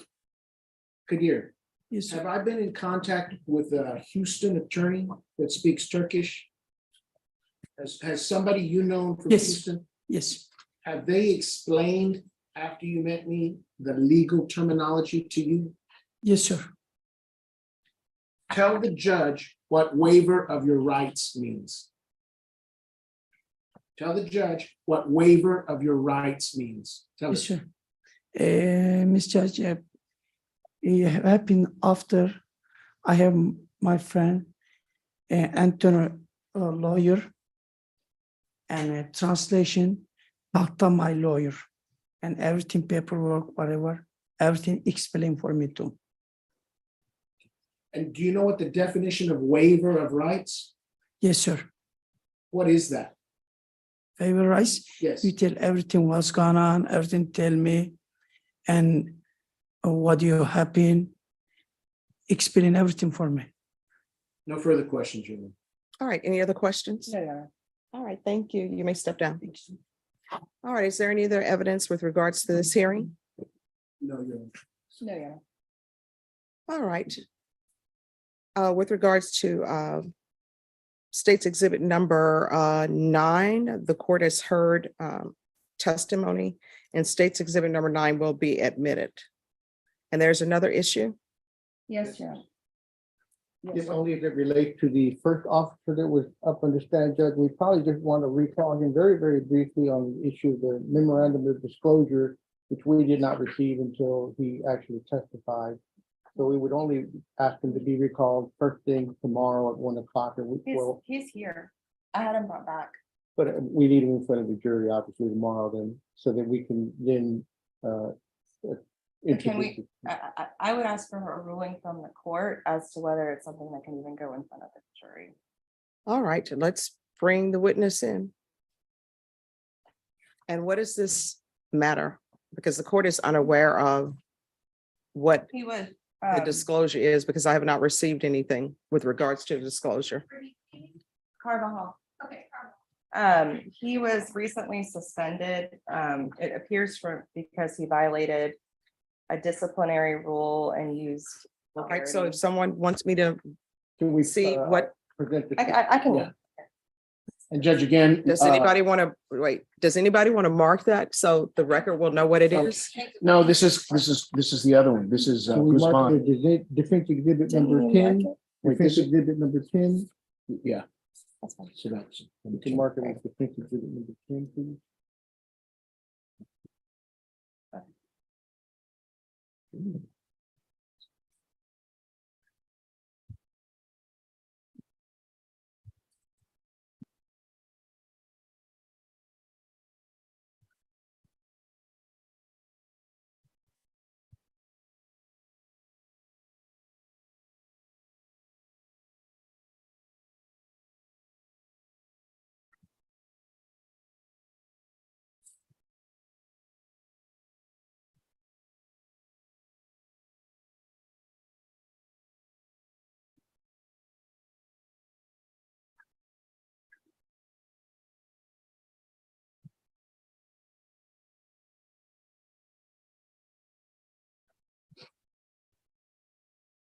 All right. Would anyone like to explain to the court with regards to defense exhibit number 10? What is the relevance to defense exhibit number 10, which appears to be a memorandum of disclosure related to Officer Carvajal? Certainly, I think that kind of on-duty misconduct where he violated constitutional rights would certainly could be considered by the jury in weighing the credibility and the weight they give the testimony of this officer based on misconduct violating constitutional rights as a peace officer. I think it's critical as it relates to the jury's duty to weigh the credibility and the testimony of each and every witness, particularly an officer who's on duty. And this testimony involved precisely the same thing, testimony involving his duty. All right, state. Your Honor, it would be improper impeachment. It's a specific instance. It does not go to credibility. He spoke vulgar language. It went against acts of conduct. There's nothing to indicate that it impacted this investigation. In fact, this investigation was back in 2018, and I believe that incident happened in August of 2022. So I don't see how it's relevant at all, and I don't know how it could be proper impeachment under the rules of evidence. All right, defense, from reviewing defense exhibit number 10, it does show that the incident is alleged to have occurred on August 2nd, 2022. And the instant case here today is alleged to have occurred on 2018. So where's the relevance with regards to defense exhibit number 10 to this case? Certainly the time frame is not relevant. I would agree with that because I'm not referring to the time frame, that very specific time frame. It's not about the time frame. It's about how the jury can perceive this individual's conduct while on duty and being a police officer in order to aid them or assist them in determining the credibility and what weight they give this individual based on a misconduct, which it includes him, busting in without a warrant, this profane language. It seemed pretty significant misconduct. And again, we're not indicating that the time frame, if he'd have slapped somebody, what difference would it mean if he slapped them today or slapped them 4 years ago? I mean, that kind of nature expressed by this individual by his conduct is something that should be at least able to be considered by the jury to see what weight they give his testimony. All right, and state, what is your legal objection? Your Honor, my legal objection is that it's improper impeachment. You cannot allege a specific instance. And additionally, relevance, there's nothing relevant to what occurred. All right, state's objection will be sustained. Is the officer free to go? Are you all going to need him for subject to recall? We don't need him for anything else, Your Honor. All right, thank you. Thank you. All right, so tomorrow we'll be here at 1. State, my understanding is that you'll be resting tomorrow. I don't believe so, Your Honor. We also have DNA and we have a couple of lay witnesses. I think we can rest Friday morning. Oh, I think we're going to rest tomorrow. So you all need to make sure you have your witnesses here. Okay. And defense, do you have witnesses? We do. And I don't want to put you on the spot or anything. We do. All right. So defense, how many witnesses approximately? I think we're both trying to reach one, which is going to be unreachable. So we may only have one. All right. Possibly two. All right. So then what the court anticipates then on Friday morning, we're going to start at, I don't think we have anything on the docket for Friday. Friday morning, we're going to start at 9 a.m. And defense, you'll need your witnesses here at 9 a.m. And then we'll go straight into the closing arguments after both sides rest and close. Judge, I was informed today that one of them is taking someone to have surgery, and then once they have surgery, he'll be free. So I can bring him either late Thursday or maybe mid to late morning Friday. Bring them late Thursday. Okay. All right, thank Yes, you. ma'am. Yes, ma'am. All right. Would the court consider providing us